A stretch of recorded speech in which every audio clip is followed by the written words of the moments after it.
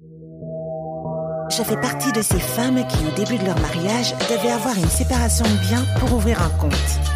Être femme, ce n'est pas une donnée naturelle, c'est le résultat d'une histoire. Beaucoup de femmes s'engageaient. Elles étaient en mesure de faire ce que les hommes pouvaient faire. Si une femme n'a pas contrôle de son budget, n'a pas contrôle de son argent, qu'est-ce qu'elle peut faire toute seule? Elle a tout simplement pas la conduite de sa vie. Hello et bienvenue à toutes dans Nous, les investisseuses, le podcast qui vous aide à investir en vous inspirant du parcours d'autres femmes investisseuses. Je suis Johanna, la RH qui parle de finances personnelles et d'investissement et qui vous aide à vous lancer pour avoir la vie que vous méritez. Investir, c'est bien plus qu'obtenir un prêt immobilier et acheter un bien. C'est plein d'autres moyens de générer des revenus passifs en faisant travailler votre argent à votre service. Si vous me connaissez, vous savez que je suis adepte des investissements sans prise de tête. Ce podcast va devenir votre moteur. Alors, vous êtes prêtes ? C'est parti, on commence.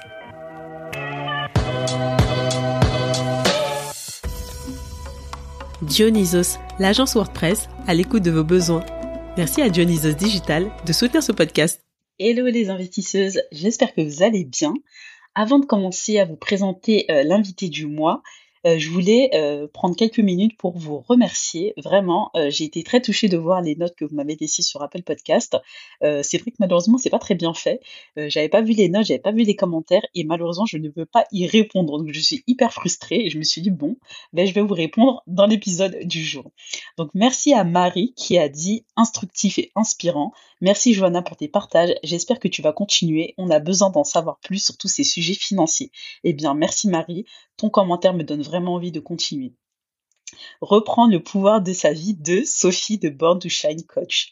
Je connais Johanna depuis le lancement de sa newsletter Le Rattrapage, donc c'est tout naturellement que je me suis mise à écouter son podcast. Je trouve ça formidable qu'elle m'aide à m'éduquer sur l'économie, la finance et mon empowerment de femme. Car ce n'est ni l'éducation nationale ni la société qui s'en est chargée et clairement, quand je vois l'écart qu'il y a de ce côté-là entre les femmes et les hommes et les injustices que cela cause, je me dis qu'il est de mon devoir de reprendre le pouvoir de ma vie. Alors merci Johanna de m'y aider. Merci infiniment Sophie, ça me fait plaisir que tu sois là depuis le début, que tu continues de me suivre.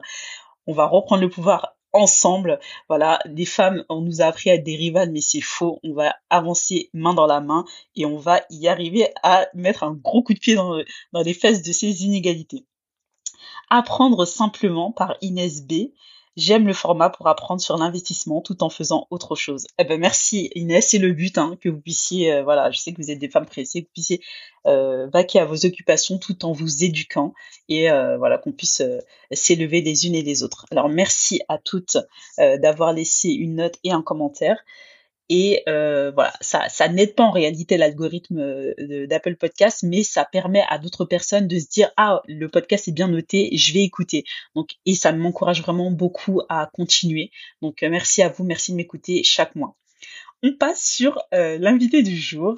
Alors l'invité du jour c'est Maëlisa. Maëlisa Seymour qui a partagé avec moi une délicieuse conversation, c'était vraiment génial. C'est une jeune trentenaire qui est retournée vivre en Guadeloupe et en fait Maëlisa c'est quelqu'un qui sait déjà ce qu'elle veut depuis ses 20 ans. Voilà. Moi je commence à me mettre dans l'investissement depuis quelques années alors que elle avait déjà des objectifs et elle sait se donner les moyens d'atteindre ses objectifs. Alors, dans cet épisode, je vais pas vous mentir, on n'a pas parlé de beaucoup d'investissement, on a beaucoup parlé d'entrepreneuriat, mais je ne pouvais pas faire l'impasse sur cette expérience incroyable de Maëlisa, puisqu'elle a lancé sa start-up dans la tech, et elle va tout nous raconter dans cet épisode. Mais restez jusqu'à la fin, parce que nous avons également parlé d'investissement, et Maëlisa va vous partager sa stratégie, la stratégie qu'elle a déjà mis en place, et qui va lui permettre d'arrêter de travailler dans 5 ans. Allez, je vous laisse écouter l'épisode et je vous souhaite une belle écoute. Alors, bonjour Maëlisa et bienvenue dans Nous les investisseuses podcast. Bonjour Johanna, merci de me recevoir aujourd'hui. Merci à toi, je suis vraiment ravie de te recevoir aujourd'hui. Je commence toujours par une petite présentation de l'invité pour la présenter aux auditrices et aux éditeurs, il y en a quelques-uns. Et du coup, moi, ce qui me vient à l'idée quand je parle de toi, c'est que Maëlisa, tu es une jeune Guadeloupéenne qui a fait un petit tour en métropole avant de retourner vivre sa meilleure life en Guadeloupe, donc où tu es actuellement. Et tu es data scientist de métier. Donc, t'évolues dans un milieu à dominante masculine et je trouve que c'est assez intéressant parce que il y a des choses que t'as fait, que tu m'as raconté, que moi j'aurais pas fait parce que j'ai évolué, moi dans les ressources humaines, donc c'est très très féminin. Même si la plupart des directeurs sont des hommes, mais voilà, les collaborateurs sont plutôt des collaboratrices. Et tu as monté une start-up. Et ça, j'avais trouvé ça juste dingue. Donc il y a quelques années. C'était voilà une épreuve, je pense, une expérience enrichissante, mais aussi une épreuve. Et du coup, on va en parler entre autres aussi aujourd'hui. Tu as tu as bien résumé une grande partie de mon parcours. Juste une légère modification, j'ai fait un grand tour en métropole. Ça a duré 13 ans quand même. Ah ouais, donc ouais, ça a duré 13 ans. En fait, je me suis dit que comme t'as grandi en Guadeloupe, je me suis dit elle a passé plus de temps en Guadeloupe, donc elle a fait un petit tour et après elle s'est barrée, elle s'est dit non, je retourne sur mon île au soleil. Pas du tout. 13 ans, c'est énorme. En fait, c'est quand je me suis dit oula, t'as passé autant de temps en Guadeloupe qu'en France, il est temps de rentrer, tu vois. C'est quand je suis arrivée à l'équilibre, je me suis dit non, tu te barres. Tu voulais pas être une métropolitaine? Non. Je suis guadeloupéenne. Il y avait un cap à ne pas dépasser, en fait. D'accord. Ok. Et du coup, au niveau, juste pour qu'on reprenne au niveau de ton parcours, toi, t'es venue en France métropolitaine à quel âge? Alors moi, je suis arrivée juste après le bac, donc j'ai fait mon bac en Guadeloupe. Et après, j'avais vraiment des envies d'ailleurs. Et j'en ai reparlé avec ma mère d'ailleurs récemment, qui m'a dit, moi, je voulais que tu restes en Guadeloupe. Toi, tu voulais juste partir très loin. Et en fait, c'est ça. Je me suis dit c'est bon, j'ai fait mon bac. Qu'est-ce qui se passe ailleurs, en fait? Donc, du coup, j'ai candidaté à des prépas en France, les plus généralistes possibles. Et j'ai été acceptée dans l'une d'entre elles. Et à partir de là, ma vie en Europe a commencé. D'accord. Bon, enfin, je sais pas si la vie commence en prépa. Étrangement, oui, pour moi, parce qu'en fait, c'était ma première expérience où je vivais seule, je gérais mon compte en banque, je sortais quand je voulais, je n'avais presque pas de compte à rendre aux gens. Alors, oui, c'est très limité en termes de vie sociale. Mais mon avantage, c'est que j'étais en internat et donc du coup, on était juste une bande de potes, on faisait tout ensemble, on bougeait ensemble, on travaillait ensemble. Et donc, non, c'était une vraie expérience personnelle. Et pour le coup, je regrette pas du tout. Même si D'accord. C'était pas facile tous les jours. À la prépa, on m'en a dit, des vertes et des pas mûres. Et du coup, j'ai évité d'y aller aussi parce que je me suis dit, non, j'ai envie d'avoir une vie. Non, mais après, moi, j'ai un cerveau particulier, j'ai un cerveau qui oublie rapidement la douleur. Et l'une de mes meilleures potes, je l'ai connue quand j'étais en prépa, quand elle m'en parle, elle me dit, non, mais c'était terrible. Non, mais tu te rappelles pas, on pleurait tous les jours. Et je lui dis, non, j'ai oublié, tu vois. Et en fait, quand les trucs qui sont trop durs pour moi, ou trop traumatisants, en fait, je les efface et je ne garde que ce qui me plaît. Du coup, pour moi, la prépa, c'était une très bonne expérience. De mon souvenir, en tout cas. Et du coup, tu m'as dit que tu avais fait une prépa généraliste, mais je vois pas ce que c'est parce que je sais qu'il y a des prépas scientifiques, économiques et littéraires. Oui, alors en fait, dans les prépas scientifiques, tu peux faire des prépas plutôt orientées maths, plutôt sciences de l'ingénieur à fond. Et moi, j'ai fait à la base une PCSI, physique, chimie, sciences de l'ingénieur, pour avoir le maximum de matières scientifiques à ma disposition, avec quand même une composante littéraire forte.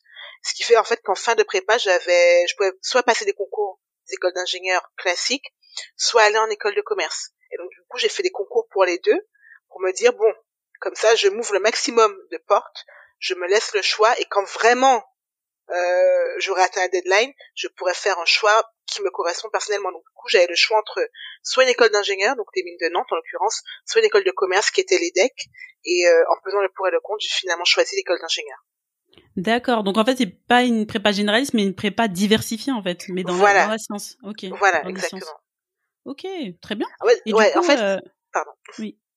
Donc je disais, en fait, moi, c'est un truc qui me caractérise, c'est que j'aime avoir le choix.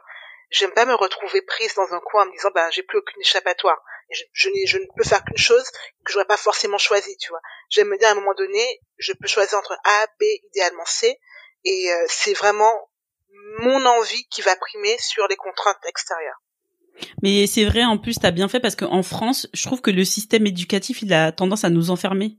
Et même les gens, quand tu fais quelque chose, on dirait que tu peux plus en sortir, alors que c'est pas vrai. Moi, j'ai fait de la compta, après j'ai fait des ressources humaines, et dans les ressources humaines, j'ai fait de la rémunération, et maintenant je fais de la finance. Donc, en vrai, je me suis pas limitée, mais je sais que y a pas mal de personnes qui sont cloisonnées. Après, tu vas aller postuler à une autre filière, tu vas être refusé ou il va falloir recommencer à zéro. Et c'est assez limitant, je trouve. Et toi, t'as trouvé une autre solution justement pour pouvoir t'ouvrir toutes les portes que tu voulais. Exactement. Et aujourd'hui, du coup, t'es freelance? Yes. Et il s'est passé beaucoup de choses. T'es passé par la case salariée? Oui, moi, je veux bien savoir. Donc, parce que là, tu m'as dit que t'as fait une prépa. Après, t'as choisi école d'ingé. Donc, les mines.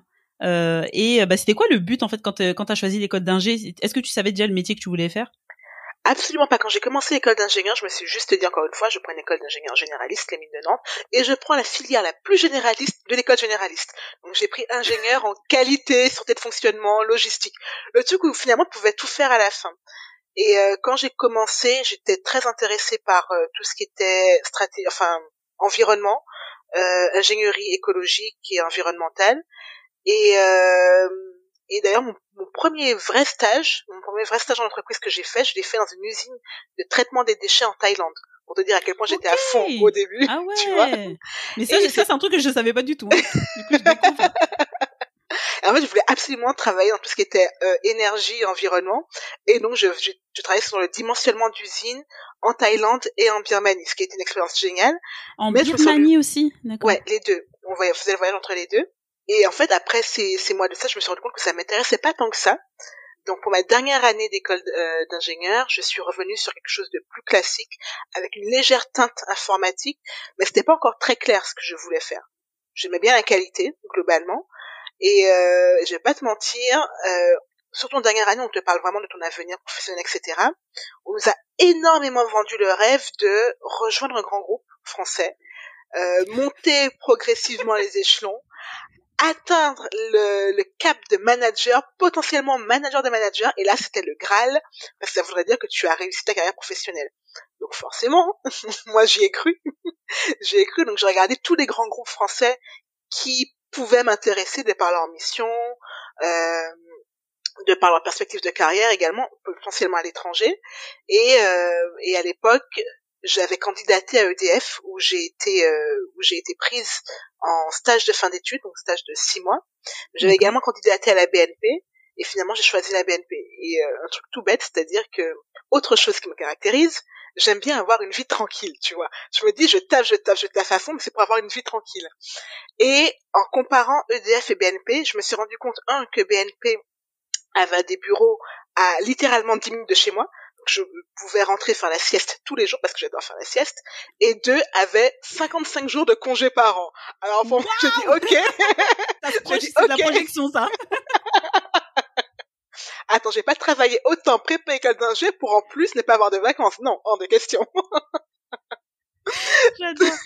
Donc du coup, j'ai été à la BNP et c'est là que je suis rentrée dans le monde de la banque en back office. Donc j'étais du côté des services informatiques de BNP qui sont juste énormes parce que BNP est présent dans plus de 30 pays. Donc j'ai fait plein de services différents, continuité informatique, continuité business, réseau, etc. Et ça a été mon premier contact avec le monde du salariat, qui était plutôt cool au début. D'accord. Mais en fait, ce que tu dis, ça me fait penser à une des premières profs que j'avais eues en RH, mais je crois que j'avais 20 ans. Hein. Donc pour te dire, ça remonte à plus de 10 ans. Et elle nous disait qu'on leur vendait la même chose en contrôle de gestion, tu vois, elle avait fait ça, je crois, en finance. Et donc, le grand groupe, machin, etc. Et je dis, en fait, ça a pas changé, hein. 20 ans après, c'est toujours la même chose, on t'apprend toujours la même chose. Oui, aller travailler dans un grand groupe, etc. T'as l'impression qu'il y a que cette voie-là, et du coup, c'est un peu saturé de demandes, et les grands groupes jusqu'à maintenant, ont la force, le pouvoir de leur côté de choisir les candidats, alors qu'en fait, il y a plein de belles voies à côté. Et puis, il y a d'autres possibilités, il n'y a pas que les salariats. Hein. Ouais. Mais c'est ça, on t'en parle. Genre, les alternatives aux salariés, on t'en parle pas forcément. Peut-être que ça a changé, mais à mon époque, on n'en parlait pas forcément en école d'ingé. Puisque, faut savoir qu'une école a aussi des statistiques à fournir. C'est-à-dire qu'une fois que tu sors de l'école, en combien de temps tu trouves ton premier emploi, quel est ton salaire, et c'est ça qui leur permet d'attirer de bons étudiants aussi. Donc, l'école d'ingénieur a tout intérêt à te faire aller vers un travail salarié bien rémunéré. Ce qui se passe dans les grands groupes. Donc, il y a aussi ça derrière. Il y a des enjeux derrière qu'on n'a pas forcément en tête quand nous, on choisit un stage de fin d'études. Oui, qui sont pas forcément de l'intérêt de l'étudiant, hein, parce que il y a justement des plus petites boîtes qui ont peut-être pas l'attractivité d'un grand groupe et qui vont super bien te payer, hein, mieux que faut pas croire que parce qu'on travaille dans un grand groupe, on est bien payé, hein. Moi, j'ai travaillé dans des très très grands groupes qu'on connaît parce que je le vaux bien, et les salaires, ils étaient corrects, en fait, ils étaient pas dégueulasses, c'était correct, mais c'est tous les avantages à côté qui étaient juste, c'était de la bombe. Ouais. Mais dans des petites boîtes, du coup, et comme il y a pas tout ça, on va te donner un gros salaire, en fait, un gros salaire fixe. Donc ça, c'est très intéressant aussi. Effectivement, moi, c'est vraiment les avantages à côté qui m'ont fait pencher pour BNP. Je t'ai dit, des jours de congé. La banque. La banque, voilà. Le fait que, à l'époque, je ne savais pas à quel point ça allait me servir, mais le fait que tu aies accès à des crédits immobiliers à des taux préférentiels, ça c'est un avantage incommensurable, pardon. Et tout ça m'a fait dire, ok, allons dans la banque.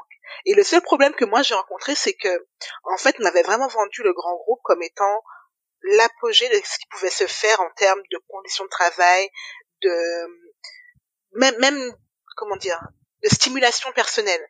Et quand je suis arrivée dans ce grand groupe, alors il y avait une équipe formidable, de très beaux projets, sauf que tout allait tellement lentement que j'ai pété un câble. Je me suis dit, mais à quel moment ça prend 4 ans pour passer de l'idée à l'exécution? J'ai pas le temps, en fait. J'ai pas le temps. Et je peux te dire que en banque, c'est plus rapide. Parce que j'ai vécu ça et et c'est pour ça que le salariat, je peux plus. On te dit un truc et chaque année, le truc qu'on n'avance jamais, moi, ça me rendait folle. Et je pense qu'on est d'une génération un peu pressée aussi parce que voilà, quand on a une idée ou quelque chose, on le met en place rapidement. C'est ça. Et on est prêt. On sait qu'on a les capacités de le faire. Et on voit que pour des décisions politiques ou je ne sais quoi, tu vas pas mettre le truc en place. Moi, ça m'énervait. Rien que d'y penser, là. Et je me rappelle, à l'époque, en fait, ça prenait tellement de temps, et surtout que moi, j'ai une capacité de travail qui est énorme. Donc, c'est-à-dire que, en gros, à l'époque, je bossais sur une semaine de 5 jours, je devais bosser vraiment pendant 2 jours pour faire mon taf. Et un jour, je vais voir mon responsable et je lui dis, ouais, mais là, j'ai plus de travail à faire, je m'ennuie un petit peu. Et il m'a regardé, il a souri, il m'a dit, mais Maëlisa, mais jamais tu ne dis ça. Si jamais tu dis ça, on va te donner du travail, mais surtout tu ne dis rien. Et là, je me suis dit, il y a un problème, tu vois. L'erreur que j'ai fait.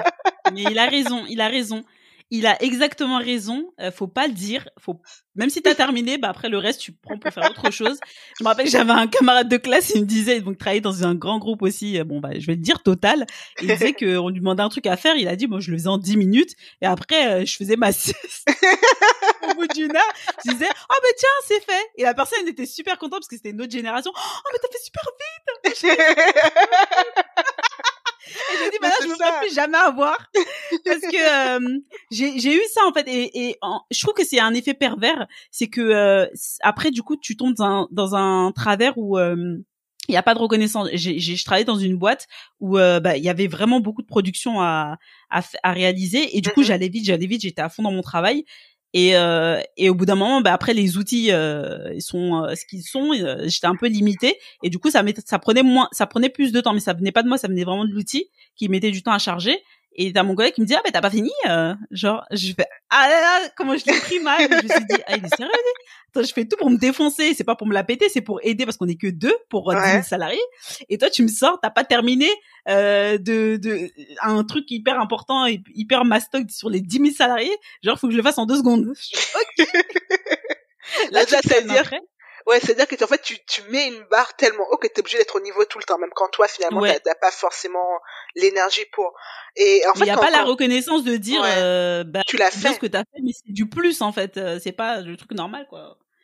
Ouais, non, après ça c'est un problème aussi, la reconnaissance, c'est en grand groupe la reconnaissance s'exprime par les mots, mais surtout par les primes et par les hausses de salaire.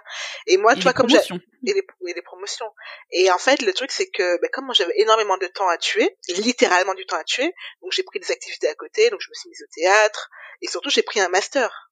Un peu t'as repris des études? Bah oui, mais je m'ennuyais. Quand je te dis que je m'ennuyais. Voilà. Tu voulais faire un mémoire, tu t'ennuyais.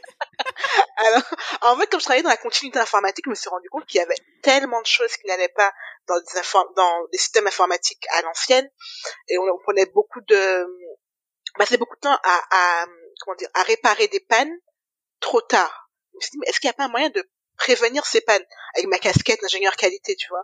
Et en creusant la question, je me suis rendu compte qu'il y avait un nouveau champ qui était en train d'apparaître à ce moment-là, c'était la data science. Donc, utiliser des données massives pour pouvoir avoir une approche prédictive. Je me dis, tiens, ça pourrait être pas mal de faire ça. Du coup, justement, j'ai fait un master en maths appliquées, en plus de BNP. Donc, finalement, BNP, je finissais à 5 heures. Après, j'allais en cours. C'était quand t'étais salarié que tu faisais ton master en maths appliquées. Moi, je pensais que justement, c'était ton parcours normal, en fait, traditionnel.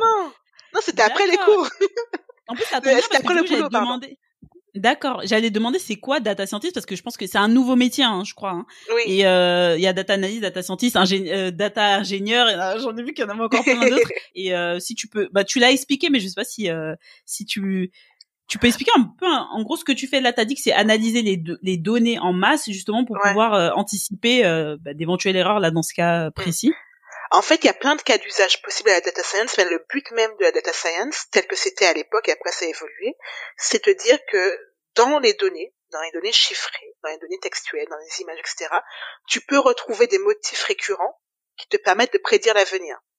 Donc un motif récurrent, ça va être par exemple, quand il pleut beaucoup à tel endroit, j'ai des inondations par exemple, donc prévoir quand tu auras une inondation. Ça peut être de dire, je regarde l'historique de mes ventes et je me rends compte que je suis un vendeur de glace par exemple. Et tous les ans, à partir de juin, j'ai une explosion de ma demande, donc du coup j'ai tout intérêt à prévoir des stocks à partir de mai. Voilà, donc tu peux répondre à plein de problématiques différentes, mais toujours en utilisant de la donnée historique. Et toujours sur de l'anticipation, ok.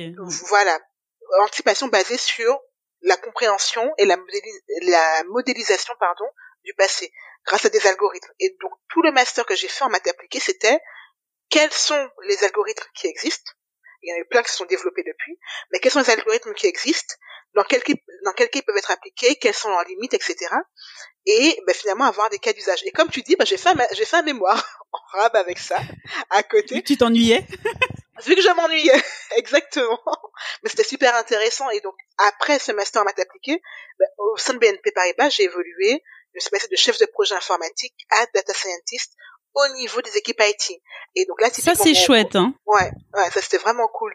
Et ma première mission, c'était comment utiliser tous les logs des systèmes informatiques pour prédire des pannes sur le réseau. Et en termes de données, j'avais des terras de données à analyser, mais je trouvais que la mission était extrêmement gratifiante parce qu'on était 2 dans tout le service informatique de BNP, du monde entier, tu vois, à faire ça, à bosser sur la question.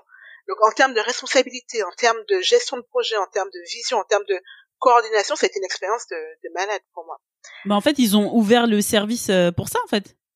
Il y avait pas vraiment de service. Il y avait pas de service. C'est-à-dire que moi, j'étais toujours au niveau de l'équipe informatique, mais il y avait que moi qui bossais sur tout ce qui était d'accord. Maintenance prédictive.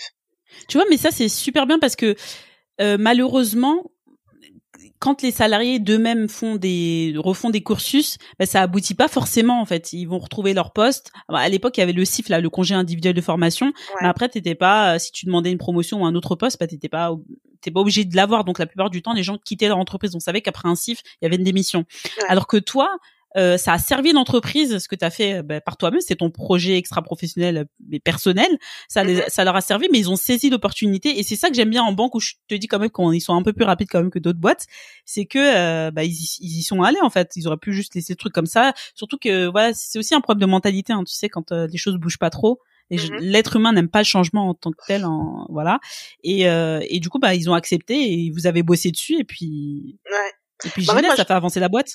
Ouais, et moi j'ai eu de la chance parce que j'avais une responsable RH avec qui je m'entendais très bien, et 6 mois avant la fin de mon master, je lui ai dit tiens, je veux finir mon master, j'aimerais faire ci, ça. Et on avait revu ensemble l'ensemble de mes possibilités, et elle m'avait donné des contacts de gens à qui je pouvais m'adresser au sein même de BNP Paribas, comment faire évoluer ma carrière. Donc c'est quelque chose que j'avais prévu aussi. Le seul souci, c'était le manque de reconnaissance financière, parce que je me suis fait un master, je me suis tapé un mémoire, je gère de nouveaux projets que je n'avais pas avant, et derrière, quand je demande une augmentation et une promotion, rien. On me répond juste ouais, non, mais tu as déjà ta prime annuelle. Non, mais ma prime annuelle, ce n'est pas du fixe. Moi, je veux augmenter mon salaire. Et quand je regardais le salaire des data scientists autour de moi, j'étais à 2007 à l'époque, et je lui disais non, il me faut moins du 3000. Ah non, mais ça va pas être possible. Bon, au revoir. Et c'est comme ça que j'ai démissionné pour la première fois. D'accord, 2700 € net. Ouais. Ça peut paraître beaucoup pour certaines personnes, c'est pas énorme, et comme on le montre, c'est un grand groupe, et pourtant c'est pas non plus un salaire mirobolant pour quelqu'un qui est ingénieur. Maintenant, pourquoi tout à l'heure je disais qu'il y avait un truc qui m'avait interpellée quand j'avais commencé à échanger avec toi, et j'y repensais là avant l'interview, et je me suis dit mais toi t'es parti demander une augmentation. Tu l'as pas eu, après tu t'es barré. On va y revenir. Oui. Mais déjà, le fait même de demander une augmentation, c'est pas rien pour une femme. Et même moi qui viens des ressources humaines, spécialité rémunération, politique de rémunération et avantages sociaux et épargne salariale, je n'ai pas négocié mon salaire quand j'avais pris mon premier CDI, même le premier contrat, mon CDD, j'avais pas négocié mon salaire. C'est seulement après peut-être 2 ans que j'ai renégocié. Je suis allée, j'ai dit non, là ça va pas mon salaire, que je suis allée demander. Mais c'était pas évident, j'avais pas de méthodologie. Mais après j'ai suivi, voilà, j'ai une collègue qui m'avait aidée. Mais toi, tu l'as fait de toi-même. Tu savais combien. Ben en fait, tu sais ce que tu vaux. En fait, c'est ça que j'aime bien. Et tu vas demander. Et en fait, c'est typiquement ce que les hommes ils font. Même quand ils valent pas grand chose, ils vont demander les augmentations. Mais tu vois, là où moi j'avais été frustrée, c'est qu'en fait, dès le départ, c'est-à-dire que même au moment de signer mon CDI la première fois à la fin de mon stage de fin d'études, j'avais négocié mon salaire. Je leur ai dit, mais moi je veux 40 000, etc. Ah non, c'est pas possible. Donnez-moi des Jeune avantages à diplômé côté. qui négocie son Ouais. salaire, j'adore. Mais en fait, c'est-à-dire que je voyais les chiffres qu'il y avait à côté, sachant que j'étais dans une promo où il y a quasiment que des hommes. Donc je voyais le type de rémunération auquel ils pouvaient prétendre. Et moi, j'étais juste dans la frustration de me dire, bon sang, eux, ils arrivent à obtenir ce qu'ils demandent et moi, je l'ai pas. Donc, tu vois, j'avais un peu cette arme de aller chercher ce qui, en fait, parce que j'étais quand même major de ma promo, tu vois, en école d'ingé. Ah ouais, en plus, hein. Bah oui, non, mais sinon, c'est pas drôle, tu vois. Et je me dis, je suis majeure et je vais être la moins payée. C'est ça, je suis sur le papier, je suis bonne. Les gens, je le sais. Vous le savez. Payez-moi, tu vois. Payez-moi. Wow. Et quand je voyais le travail que j'accomplissais, oui, ça valait clairement mon salaire. Et en fait, ce qui m'a frustrée quand j'ai renégocié mon salaire après mon master, c'est que je discutais avec notre gars dont j'étais très proche chez BNP Paribas également, qui lui, pareil, avait eu des augmentations sur augmentations, tu vois. Il faisait du très bon travail aussi, mais lui, on reconnaissait son travail. Et moi, ce qui m'a poussé finalement à démissionner, qu'on m'a refusé mon augmentation, c'est de me dire, en fait, il y a des gens dont vous arrivez à reconnaître le travail, pourquoi pas moi? Et sachant que je faisais de la promotion de mon travail, je gérais des réunions, c'est-à-dire que des gens me connaissaient dans mon département. D'accord. Et même, c'est-à-dire qu'à l'époque, on était sur 5 bâtiments différents. Dans chaque bâtiment, les gens me connaissaient, tu vois, parce que je marchais, je parlais avec les gens, etc. Donc, qu'est-ce qui vous empêche de reconnaître mon salaire, mon talent, mon travail, Ouais. et de me rémunérer en conséquence, tu vois. Et comme ils n'étaient pas capables de le faire, ben voilà. Et du coup, je pense que t'as répondu à ma question, parce que moi, la question que je me posais ces derniers jours, c'est que je me disais, mais waouh, quand même, elle a négocié son salaire. Quand ils ont pas donné, elle est partie. Est-ce que c'est pas parce qu'elle a évolué? J'essaie de comparer avec moi et je me dis, est-ce que c'est pas parce qu'elle a évolué dans un milieu, dans des filières à dominante masculine, ou alors est-ce que c'est sa personnalité, ou alors est-ce que c'est son éducation? Ben, je dirais qu'il y a un mélange de tout ça, c'est-à-dire que le fait d'être entouré d'hommes dans ma formation, même dans mes potes, on parlait salaire. Franchement, quand tu sors d'école d'ingé, le premier truc dont tu parles avec tes potes, c'est au fait t'as négocié combien pour ton salaire, tu vois. Donc je savais combien les autres touchaient, je sais combien moi je touchais, et ça me donnait un point de comparaison en me disant, je suis à peu près dans la moyenne. Je demandais pas forcément à voir autant qu'eux, mais savoir à quel point le gap était important, tu vois. Je disais, non mais là l'écart se creuse beaucoup trop, tu vois. Il faut que ça se rattrape, il faut que ça se referme. En termes d'évolution, oui, non seulement j'ai eu mon diplôme d'ingé, ce qui pour moi était j'ai une grande fierté personnelle, mais le fait d'être capable de refaire un master en cours du soir, d'être à nouveau major de ma promo en master. Ah oui! Les autres étaient en temps complet. Sérieux? Ouais, d'accord. je te jure. Ah, ça, tu l'as pas dit, mais on va y aller, hein. Je vais t'envoyer des fleurs, là, parce que là, 2 fois, non, c'est juste incroyable. Mais typiquement, tu vois, dans le master se fait en 2 ans. Moi, j'ai dit aux gens, je me rappelle, j'avais dit à l'équipe pédagogique, j'ai pas le temps, je veux être data scientist à la fin de l'année. Moi, je vais faire mon master en 1 an, tu vois. Et donc, du coup, moi, je vous refais votre programme, là, donc dépêchez-vous. Et ils m'ont dit, choisis tes cours, et si t'arrives à les faire rentrer dans ton emploi du temps, ok, tu peux le faire. Du coup, là où c'est super sympa et ouvert. Ouais, hein, ouais. C'était au CNAM, au Conservatoire National des Arts et Métiers, vraiment nickel. Excellent. Et là où les autres personnes avaient 2 cours par semaine, moi j'en avais 4, tu vois. Donc tous les soirs, j'allais en cours. T'as accéléré en fait. Okay. J'ai accéléré et malgré tout, j'ai majoré ma promo. Et ça, en termes, tu vois, de confiance en soi, en termes d'accomplissement, ça a été un gros saut en avant aussi. Et la dernière verticale, c'est l'éducation. Ma mère me dit souvent, c'est une phrase en anglais, in for a penny, in for a pound. Si t'arrives à avoir un penny, va jusqu'au pound. T'arrêtes pas en chemin, tu vois. Et c'est ça, c'est toujours aller chercher un peu plus. Et tout ça combiné fait que... les mamans. J'adore ma maman. J'adore, je vais le garder ça. Hein. Et le truc, c'est que, ouais, à un moment, quand tu combines tout ça, tu te dis, je suis à peu près, je dis bien à peu près, parce que j'étais encore jeune à l'époque, et j'ai encore énormément de boulets en termes de syndrome de l'imposteur, confiance en soi à traîner, mais j'ai quand même conscience de ma valeur marchande en tout cas.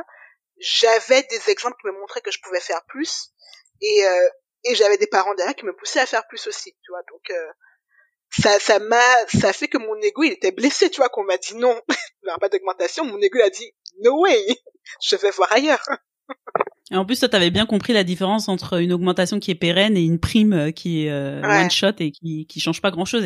Et là, du coup, ton écart, il allait continuer à se creuser. Mais moi, je trouve ça génial. Et je pense que aussi, voilà, le fait, comme tu disais, que tes camarades de classe, tu savais combien ils gagnaient et toi, tu pouvais te comparer. Ça aide aussi, et je trouve que c'est de notre responsabilité en tant que femme. J'ai pas dit que c'était facile. C'est vraiment de notre responsabilité d'aller les demander les augmentations, les revalorisations, de changer de poste quand on n'est pas reconnu. Et c'est pas que financier. On a souvent peur parce que voilà, c'est des biais, c'est des injonctions qu'on a eues en tant que femme. Hein, on nous apprend à rester dans le rang de la société. Il faut faire comme ci, faut pas faire ci, faut pas faire ça. Les hommes, ils sont très encouragés, je trouve, les petits garçons.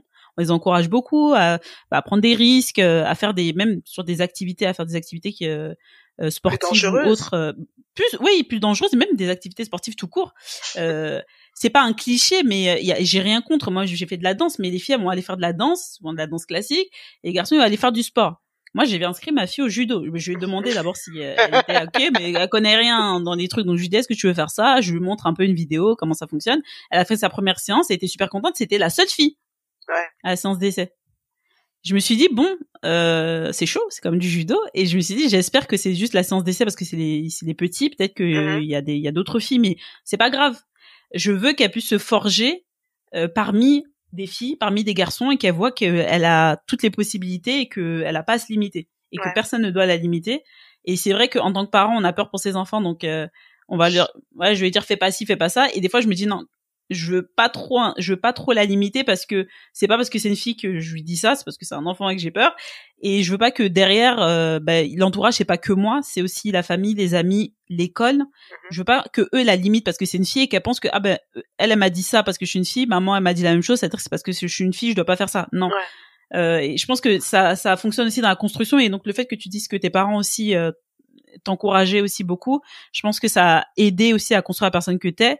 Après t'as évolué, tu t'es dirigé vers les sciences, je sais pas pourquoi, mais tu t'es dirigé vers les sciences, et même si tu voyais qu'il y avait pas de personnes qui te ressemblaient, d'autres femmes, t'y es quand même allé. Ça peut faire peur, hein, quand on a des milieux assez masculins comme ça peut être effrayant. Moi je voulais faire de l'informatique. J'ai pas fait parce que j'ai été mal conseillée, et puis j'ai suivi des conseils. J'avais pas personne pour me conseiller, et dans la classe informatique, il y avait 2 filles, 3 filles, je sais plus. Non, il y avait 2 filles. Tu vois, typiquement, je t'ai dit qu'en école d'ingé, la dernière année, j'ai essayé de faire un peu d'informatique, mais j'avais détesté cette matière. Pourquoi? Enfin, tout ce qui était programmation, parce que je ne me reconnaissais pas dans les étudiants qui étaient là, dans la manière d'enseigner, et j'avais fait un blocage total sur l'informatique. Mais quand j'ai refait mon master, 3 ans, 4 ans plus tard, là, j'ai refait de la programmation, j'ai refait du développement informatique, et j'ai adoré. Parce que c'était une enseignante, justement, ça avait changé, les étudiants étaient différents, et ce qui me paraissait être une torture, est devenu un truc que j'ai kiffé, finalement. Donc, carrément une torture. Ah non, alors, le cadre, soyons clairs, en école de jour, on avait un projet à faire, il fallait développer, je me rappelle, un jeu d'échecs. Et c'est sympa, ça. Oui. Et en fait, il y avait eu un bug au niveau d'internet, je n'avais pas pu rendre mon dossier, enfin mon devoir à temps. Donc j'ai été voir le professeur directement pour lui remettre sur clé. Donc le gars, il a ouvert mon fichier de code sous les yeux, il m'a regardé, il m'a dit ah non, mais là ça va pas le faire. C'est vraiment pas bon. Je vais t'aider un petit peu, tu vois. Et donc le prof il a regardé en 5 secondes. Non, mais rien ne marchait. Donc je ne comprenais pas la logique du code informatique à l'époque. Et le gars, il m'a aidé, tu vois, un petit peu, il m'a donné des conseils, il m'a dit, je te laisse une semaine de plus. Donc j'ai essayé, tu vois, sans grand succès. et j'ai eu la flamboyeuse note de 4 sur 20, tu vois. Wow. Alors que les data scientists aujourd'hui. C'est ça. Et donc, c'est juste que je faisais un blocage total parce que je n'avais littéralement aucun modèle positif pour moi dans le monde de l'informatique qui me permettait de me dire, OK, c'est possible de le faire. OK, il y a des approches pédagogiques qui me vont, il y avait rien qui matchait avec moi. Mais 4 ans plus tard, c'était totalement une différente histoire, en fait. Et depuis, ouais, j'adore. Alors, je suis pas une développeuse informatique, je suis une data scientist, c'est-à-dire que je ne fais pas du code comme une développeuse. Mais je comprends la logique du code. Et lire du code ne me fait plus du tout peur. Alors qu'avant, ça me filait de l'urticaire directement. Mais je trouve que c'est incroyable, en fait, ouais, le gap enfin, c'est même plus qu'un gap qu'il y a eu entre les deux expériences. Et ça, c'est vraiment lié à, ouais, ben c'est ça, en fait, c'est le contexte et l'environnement, en fait, qui t'a transformé, en fait. Et tu vois, des fois on passe à côté de choses pour pas grand chose. Après, faut qu'il y ait un enseignement, c'est toujours important, hein. Moi je me rappelle la compta, au début je détestais, je calculais pas, et après j'ai commencé à m'y mettre, et c'est pas que j'aime ça, mais après j'ai compris, je me dis mais c'était bête, j'écoutais vraiment pas, c'était assez simple. En fait, ça dépend, des fois t'as des enseignants qui te portent. Ouais.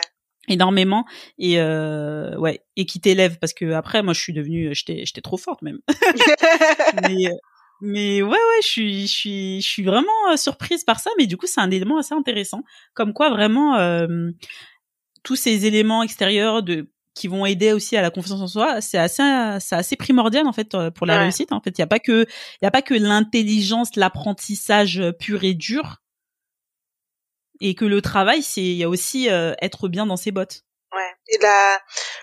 Et l'entourage joue beaucoup sur ça aussi, puisque après BNP, j'ai rejoint un groupe de conseil en informatique, et donc j'avais le poste de data scientist.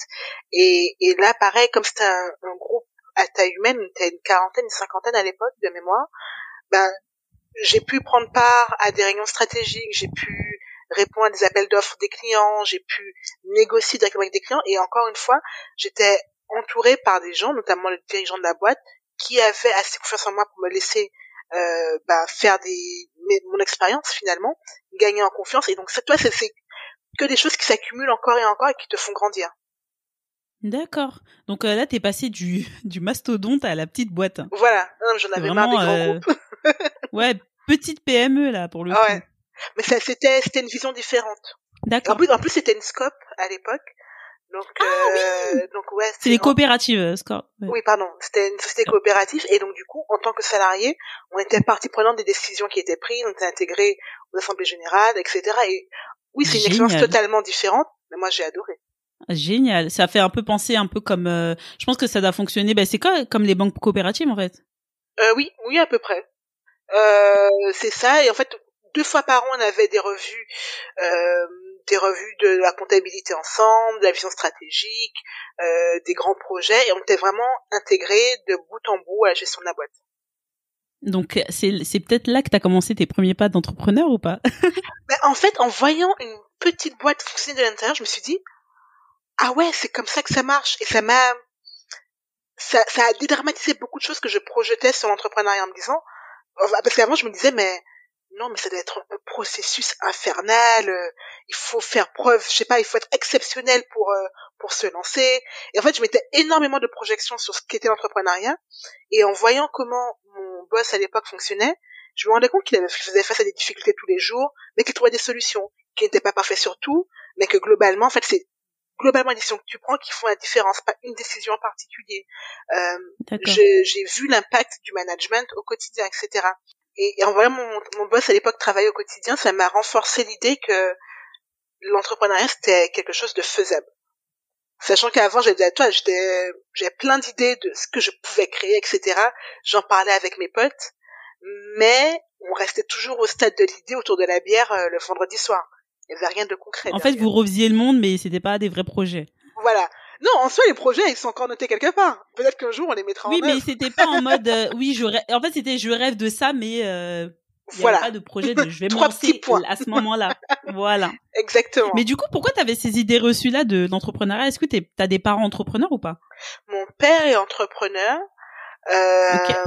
mais il est entrepreneur en Guadeloupe, où tout marche énormément par le bouche à oreille.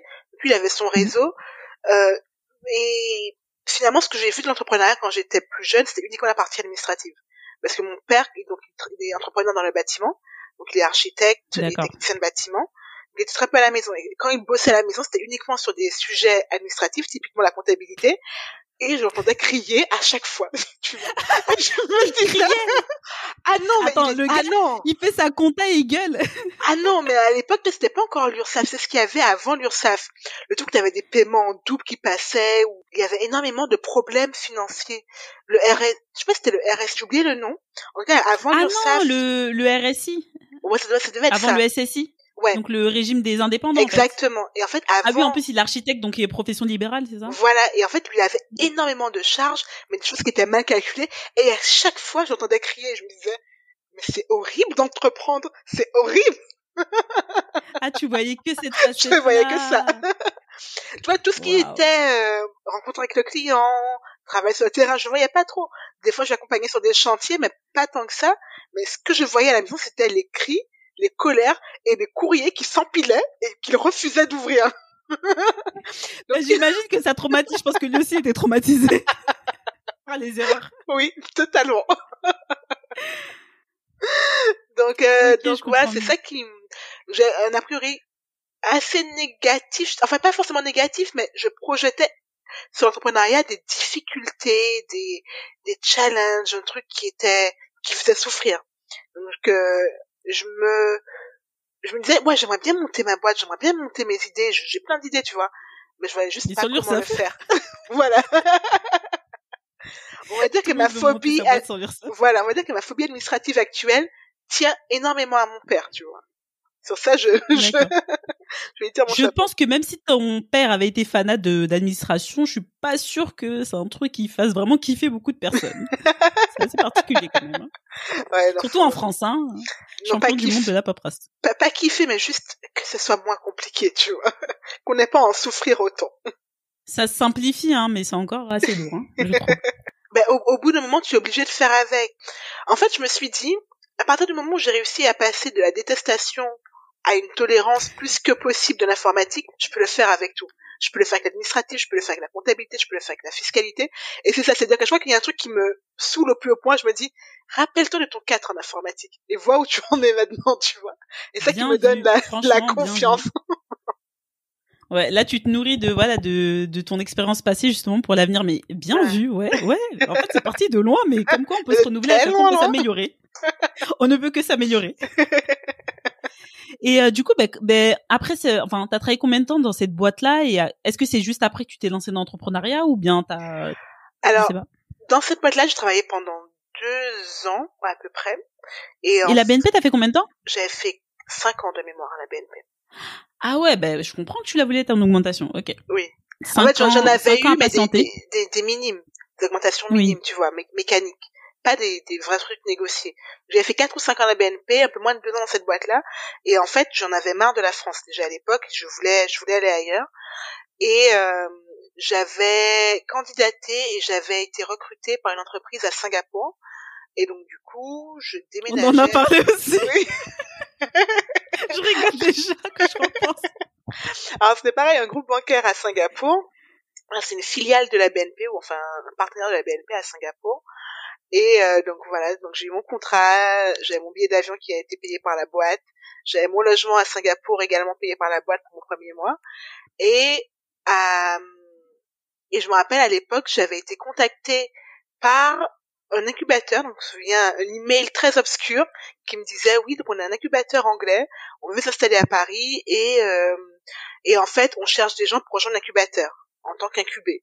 Donc on cherche des gens qui ont un profil entrepreneurial, qui veulent entreprendre, qui ont des idées, avec des compétences en data science, en tout ce qui est intelligence artificielle à l'époque. Et pour pouvoir se démarquer de la concurrence, nous ce qu'on fait, c'est qu'on rémunère les gens. Et toi, je vois un email comme ça qui m'est envoyé d'une adresse mail très bizarre. Je dis ouais, en gros, vous voulez me payer pour que j'entreprenne. C'est ça.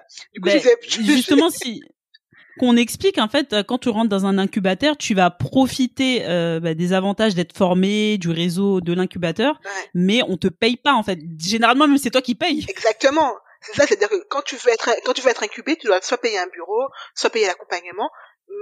Au mieux, toi, tu ne payes rien. Mais de là, est-ce qu'on te paye pour entreprendre? Parce que moi, j'avais jamais entendu ça. Et donc, du coup, j'ai pas... Arnaque spam. Allez. Voilà, c'est ça. Et ça, je me rappelle, c'était courant juillet. Et moi, mon poste à Singapour commençait au 2 septembre, à l'époque. C'était en 2018. Ok. Et donc, je n'aurais pas répondu. Et quelques temps après, peut-être 1 semaine, 2 semaines après, il me relance et il m'appelle. Oui, mais Elisa, oui, c'est bien moi. Oui, donc on vous a envoyé un mail. Oui, j'ai vu, vous existez vraiment. Oui, on existe donc vraiment. ils ont chopé ton numéro de téléphone. Comment? Pourquoi? Je sais pas. En tout cas, ils m'ont appelé. Oui, donc, je dis, donc vous existez vraiment. Oui, on existe et donc on aimerait vous rencontrer si vous êtes intéressé.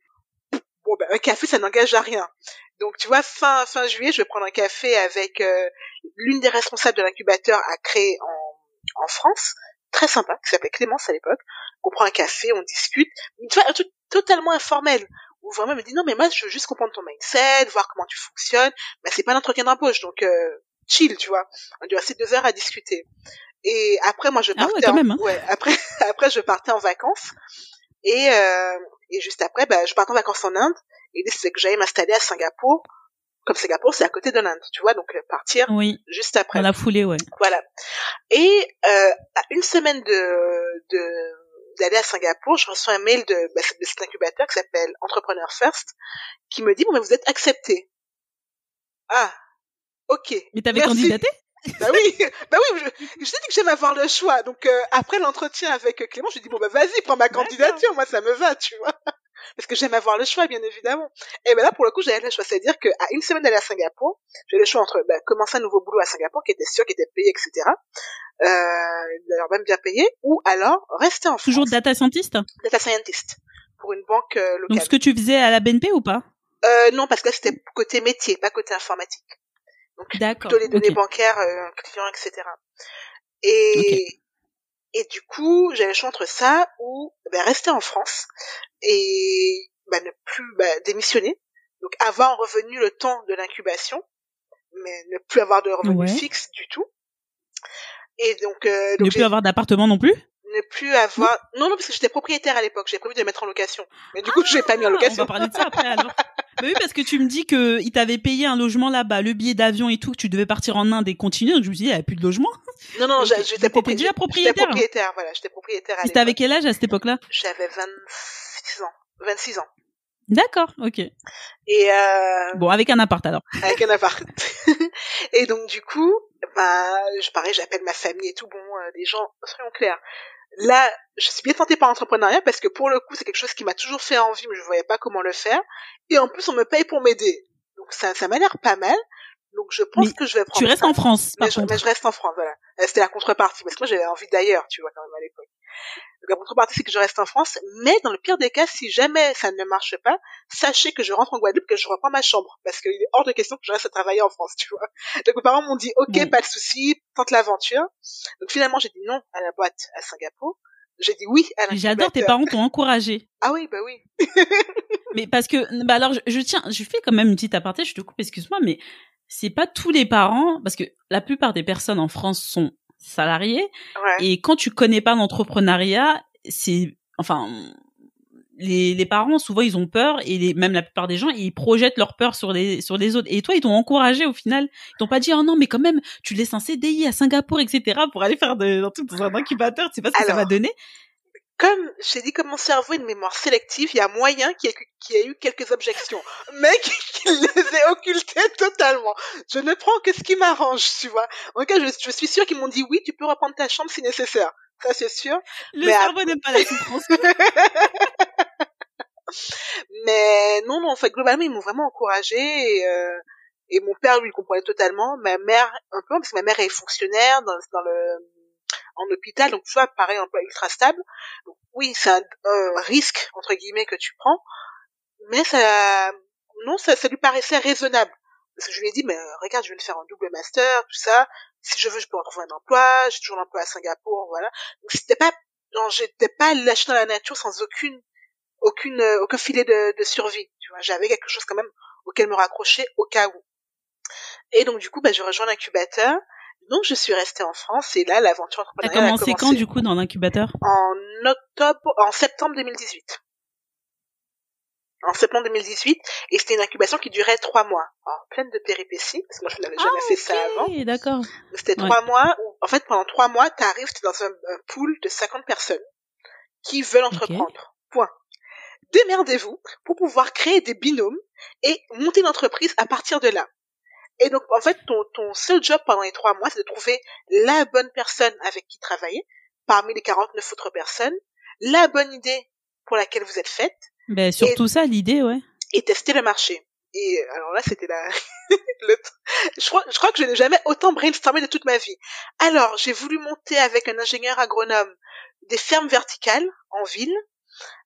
C'est quoi? C'est en gros sur les toits des immeubles, pouvoir mettre des systèmes automatisés par la robotique qui permettent de faire de l'agriculture urbaine. Donc, programmer des robots. Mais je crois que ça existe en plus. Ça existe, mais pas à grande échelle. Donc, programmer à grande échelle des robots capables de cultiver sur les toits des immeubles en fonction de la luminosité, de la température, de la pluviométrie, etc. Ah, c'est stylé. Des salades, des tomates, etc. Mais c'était pas un truc qui nous faisait vibrer plus que ça, tu vois, en termes de sujet. Donc, on s'est arrêté. Ensuite, pendant plusieurs semaines, j'ai travaillé avec une psychologue sur l'accompagnement. Ah, donc pas les mêmes personnes. Non, pas les mêmes personnes. Je changeais à chaque fois. Sur l'accompagnement des parents, notamment des mères, qui avaient recours à la PMA. Donc, développer un assistant intelligent qui pouvait accompagner d'un point de vue émotionnel, mais également de connaissance, de compréhension, de prise de rendez-vous, les mères qui souhaitaient avoir recours à de la PMA. Donc, les mères solo? Mère ou famille, tu vois. D'accord. Et du coup, en fait, dans l'incubateur, il n'y avait pas les mêmes profils que toi, alors? Non, en fait, tu avais 3 types de profils. Tu avais les catalystes, donc des gens qui ont plutôt un côté business, tchatch, visionnaire, un côté un profil business, donc des gens qui ont une vraie expertise sur un métier. Typiquement, la psychologue, son expertise, c'était l'accompagnement psychologique des parents, et une expérience, et les techs, comme moi, qui ont une expertise technique. Donc moi, c'était le développement d'algorithmes du data science, par exemple. Et avec ces 3 profils, avec ces 3 types de profils, l'idée, c'est de trouver le bon match pour un binôme, pour pouvoir monter une idée. Donc, agriculture, accompagnement en PMA. Et la dernière idée, qui est vraiment celle que je préférais. Et ça, pourquoi t'as pas, enfin, tu travaillais en parallèle sur les différentes idées? Non, c'était successif. C'est-à-dire qu'une fois que tu formes là, un t'as binôme, laissé tomber, alors. Ouais. Voilà. Une fois que tu formes un binôme, tu mets de côté tous tes autres projets. Tu te focalises vraiment sur le binôme. Et à un moment, pour des raisons humaines, la plupart du temps, les binômes peuvent se séparer. Typiquement, moi, au niveau de la PMA, ce qui avait bloqué, c'est que c'est un projet que la personne avec qui je m'étais associée avait déjà entamé avant même de rejoindre l'incubateur. Donc, elle y tenait énormément et elle ne me laissait pas de place pour être présente en tant que cofondatrice. Et moi, ça ne m'allait pas, tu vois. Donc, humainement, nos intérêts ne concordaient pas. Voilà, elle portait trop c'était son bébé, tu vois. Voilà. Ouais, je vois. Ce qui se comprend, mais du coup, moi, j'avais pas ma place forcément dedans. Et du coup, le troisième projet que j'ai lancé, c'était vraiment celui que je préférais à l'époque, c'était la réduction des erreurs médicamenteuses grâce à l'intelligence artificielle. Donc, en gros, tu vois, quand tu es en hôpital, typiquement, tu vas avoir un médecin qui va te faire une ordonnance, tu dois aller à la pharmacie, et le pharmacien est censé faire une revue pharmaceutique de la prescription pour voir s'il n'y a pas de contre-indication, de mauvais dosage, etc. et après te délivrer les médicaments pour éviter toute erreur médicamenteuse. Sauf que comme on a un manque de pharmaciens, des fois il y a des ordonnances pas compatibles avec le patient qui passent, et le patient se retrouve avec des médicaments qui sont pas forcément faits pour lui. Et comme ça arrive assez régulièrement, et en plus, moi je le sais parce que ma mère est pharmacien en hôpital et qu'elle m'en a parlé, et en plus je suis ingénieur qualité. Donc là je m'étais dit, ah ouais, mais ça c'est un truc parfait, si on pouvait compenser le manque de pharmaciens par de l'IA, ce serait génial. Et donc ce projet-là, c'est une problématique sur toute la France qu'il y a? Pas que la France.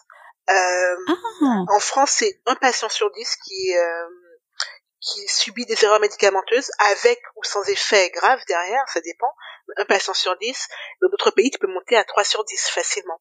Donc nous, on s'est dit, on va regarder tous les pays où tu as des taux relativement élevés d'erreurs médicamenteuses, mais en contrepartie également une numérisation importante du système informatique des hôpitaux. Et le meilleur choix, c'était le Kenya. Parce qu'au Kenya, t'as relativement beaucoup d'erreurs médicamenteuses, parce qu'il n'y a pas beaucoup de pharmaciens, mais ils sont ultra avancés en termes de numérisation des dossiers des patients.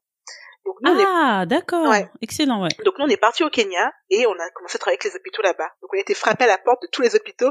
Oui, bonjour. Donc c'est bon, le projet était lancé, oui. Mais c'est génial. Ouais, en fait, pendant ces 3 mois, on devait tout faire pour faire marcher l'idée. Nous, on était frappés à la porte des hôpitaux. Bonjour, donc on est 2 Français, on aimerait tester un projet avec vous. Donc en fait, en gros, ce seraient eux les clients après. Voilà. D'accord. Et donc là, c'était pour faire de la phase test, ok. Voilà. Et là, du coup, on a démarché 3 hôpitaux au Kenya. Et c'était une expérience géniale parce que moi, c'est dans un pays que je n'avais jamais visité. Je ne connaissais personne et j'avais littéralement 10 jours pour me faire des contacts et trouver des clients potentiels, tu vois. Donc, en termes de, justement, comme tu dis, fast track, c'était l'apogée pour moi. Je n'avais jamais fait ça avant. Et donc, c'était une fierté monumentale de se dire, c'est bon, on a nos clients, on a validé le marché à peu près.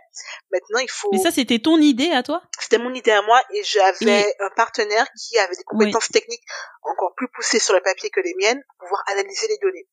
Et je dis donc, en fait, tous les deux, vous étiez tech alors? On était tech, mais du coup, comme on était tous les deux tech, moi j'ai plus pris un côté business, comme je comprenais énormément le sujet, tu vois. La problématique, ouais. Voilà, donc il devait prendre le lead technique. Mais cette personne n'était pas forcément aussi douée qu'elle le disait. C'était ça le problème. Ah, je croyais que t'allais dire enthousiaste que toi. Elle était pas aussi enthousiaste que moi, pas aussi douée qu'elle le disait, et pas forcément impliquée.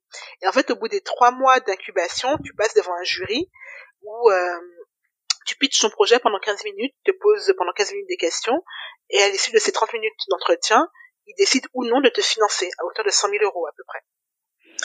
D'accord, donc déjà l'incubateur, on vous paye pour travailler ensemble, trouver un projet. Peut-être que aussi les frais de déplacement, ils vous les ont payés? Non, c'était sur nos fonds propres. Ça, c'était vous, ok. Donc vous êtes déplacé parce que c'est vous qui avez choisi la zone et tout. Et après, vous présentez le projet pour voir si pour eux c'est faisable et si ils vous le financent. Exactement. Voilà. Ok. Et en contrepartie, ils prennent des parts dans l'entreprise, bien évidemment. Bien sûr, oui. Et en fait, au moment de ce pitch-là, donc on s'était préparé. Moi, j'avais listé toutes les questions qu'on pouvait nous poser, on avait répété, etc. Sachant que c'est quelque chose qui se fait en anglais. Il était pas Alors, ce gars, il était canadien, mais il parlait pas forcément anglais. Même il ne Canadien ou québécois? Il vivait au Canada, en tout cas. Donc Camerounais d'origine. Ouais, parce que. Mais il vivait au Canada. Mais il ne parlait pas anglais. Donc c'est déjà très compliqué pour lui de pouvoir interagir. Et en fait. Au Kenya, il a fait comment? C'est moi qui parlais.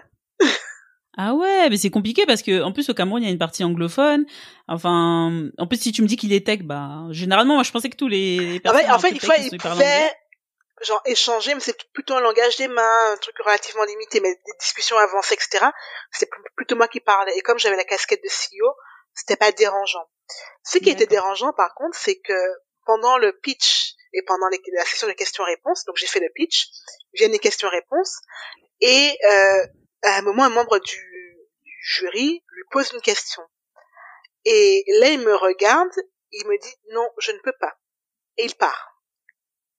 En pleine session de levée de fonds, le gars me regarde et me dit « Je ne peux pas » et il part. Mais c'est une vraie série, en fait. Et là, le rebondissement inattendu. Là, mon cerveau, il a fait un freeze. Et dans ma tête, tu vois, à ce moment-là, j'ai vu toute ma vie défiler.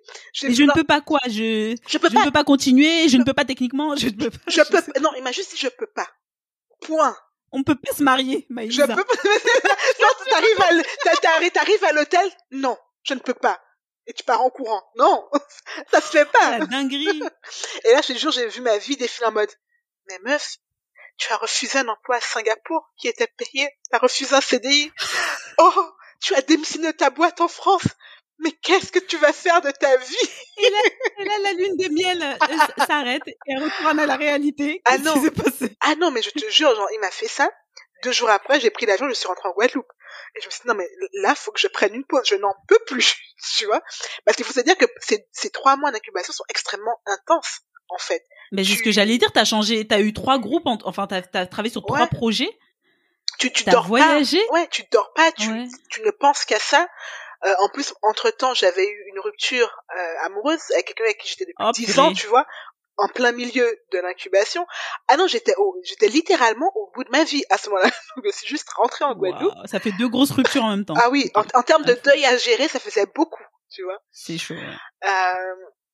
Et en fait, en rentrant, tu vois, j'ai plus le temps de me poser, de réfléchir, et je me suis dit non, mais en fait, alors déjà, j'ai essayé de prendre du recul en me disant, qu'est-ce qui est de ma responsabilité et qu'est-ce qui ne l'est pas, donc faire la part des choses. Pour ceux qui étaient de ma responsabilité, voir ce que je pouvais changer, effectivement. Et je me suis dit, non, mais en fait, l'entrepreneuriat, ça m'intéresse vraiment. C'était pas les bonnes personnes, ok, mais cette excitation que je ressens, cette envie d'entreprendre que j'ai, elle est vraiment là. Et elle va pas disparaître, et je me vois pas reprendre un emploi salarié du jour au lendemain, non, c'est pas question. Et au moment où je me faisais cette réflexion, littéralement au moment de la réflexion, je reçois un mail me disant, de l'incubateur qui me dit, bon, Maëlisa, bon, comme tu t'en doutes, le projet que tu viens de présenter ne sera pas financé. Oui, ça, je m'en doutais. C'est logique. Il n'y a plus de projet. Voilà, il n'y a plus de partenariat non plus. Par contre, comme on a beaucoup aimé ta personnalité, ton enthousiasme, on te propose de revenir pour le deuxième batch. Yes, tu vois. Du coup, tout n'était pas perdu. Voilà. Là, t'étais en France ou t'étais en métropole ou? J'étais en Guadeloupe. En Guadeloupe.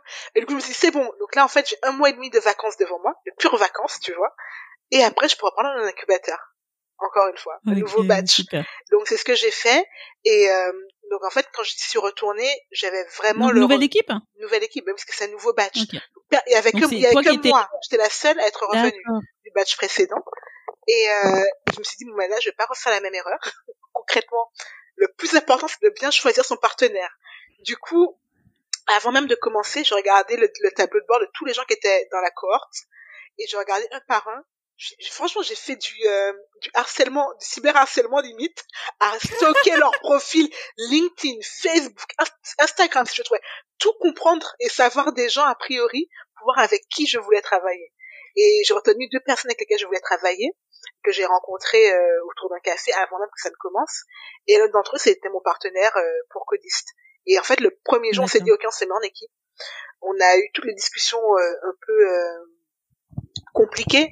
C'est quoi ton rythme de travail? Quelle importance tu donnes à ta famille? Très bien. Comment tu veux être rémunéré? À quelles conditions on revend la boîte? Tout ce qui pouvait potentiellement poser problème dans le futur, à notre connaissance, on a abordé les 2 premiers jours, tu vois. On a fait que parler de relations interpersonnelles. Et on s'est mis en équipe. Et on a monté la boîte dans la foulée, en fait. Dans la foulée, on a commencé à développer le produit, le projet, à faire des recherches clients. Et après, de la même manière... Mais du coup, donc là, t'as plutôt recherché la personne, un partenaire justement pour ça. Mais est-ce que c'est après que vous avez commencé à réfléchir à l'idée? On avait vite fait évoquer des sujets d'intérêt commun qu'on avait. On n'avait pas d'idée. Le plus important, c'était que ça matche, en fait. Voilà, c'était l'humain. Là, j'ai vraiment mis la priorité sur l'humain. Et après, on s'est pris 2 semaines vraiment pour ne réfléchir qu'à l'idée. Une fois qu'on a eu une idée, on a commencé à faire de la recherche client pendant encore 2 semaines. Et après, on a développé la technologie, vraiment en mode prototype. Et comme pour le premier batch d'incubation, au bout des 3 mois, on avait le pitch. Et là, comme l'équipe tenait la route, le projet était bien ficelé, le marché avait un potentiel de malade. Là, on a été financé sans. D'ailleurs, c'est quoi le projet alors, Codiste? Alors, quoi Codiste était c'est une start-up qui a pour vocation d'utiliser l'IA pour aider les développeurs. En fait, de par mon expérience à la BNP Paribas, parce que c'était une entreprise qui avait 40 ans d'historique informatique, et parce que mon partenaire était développeur, un développeur d'exception d'ailleurs.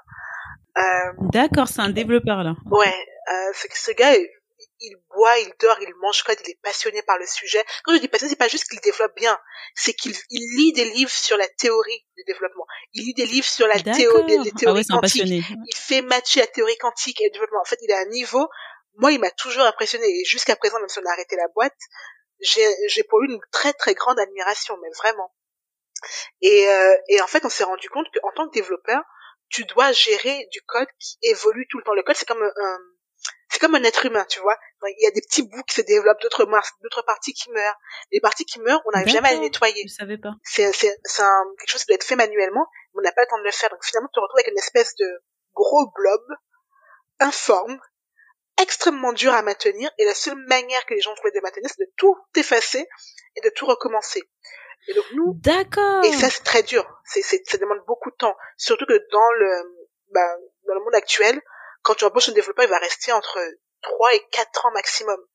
Donc, ça veut dire qu'à chaque fois que tu as un nouveau développeur qui arrive, il doit prendre en main ce fameux blob informatique, et s'il ne lui convient pas, tout effacer et tout recommencer. Ce qui est une perte de temps et d'argent monumentale. Mais c'est clair, et je voyais pas du tout le métier comme ça. Moi, je pensais que c'était bon, c'était figé, et puis c'est seulement si tu veux modifier quelque chose du côté métier ou utilisateur que là, on va intervenir. Mais je savais pas du tout que c'était vivant, en fait. Non, parce qu'en fait, tu vas rajouter des fonctionnalités qui doivent s'intégrer à ce qui existe déjà. Tu vas avoir du code qui va changer, qui n'est plus supporté. Il faut réécrire une partie du code, etc. Il faut le documenter. Mais tout ça, c'est fait par des développeurs. C'est du travail de maintenance qui n'est pas forcément valorisé et donc que personne n'aime faire, tu vois. Et qui est mis de côté. Ça n'a pas vraiment de valeur ajoutée en termes de métier, ouais. Mais t'as pas de ROI direct. Le ROI, tu le vois quand tu dois refaire tout le code derrière et que tu perds des millions des fois. Donc t'as une banque en Australie qui a voulu refaire sa base de code. Ils avaient dit, on le fait en 2 ans pour 100 millions, je crois, à l'époque, de budget. Wow! Ils l'ont fait en 5 ans et ça leur a coûté 800 millions, tu vois. Ah non, mais ça coûte. Attends, mais je réalise pas du tout. Mais en fait, c'est un projet de dingue. Ouais, mais en fait, ça coûte vraiment très cher. Et nous, on s'est dit, on va utiliser de l'IA, de l'intelligence artificielle, pour pouvoir maintenir automatiquement du code. Ça veut dire quoi? Ça veut dire, 1, écrire de la documentation. 2, tester s'il y a des parties mortes du code et les proposer à la suppression. 3, pareil, informer automatiquement les développeurs, les chefs de projet quand quelque chose évolue dans le code, etc., etc. Et donc, c'est sur ça qu'on a été financé. Et c'est sur ça qu'on a cherché à lever des fonds également par la suite. Et on a développé un premier prototype qui permettait de documenter automatiquement du code, donc à l'époque du code Python. Donc c'est la première phase. Première phase, c'est le tout premier MVP, donc Minimum Viable Product, le tout premier prototype. Et avec ça, en 6 mois, on est passé de 0 à 30 000 utilisateurs dans le monde.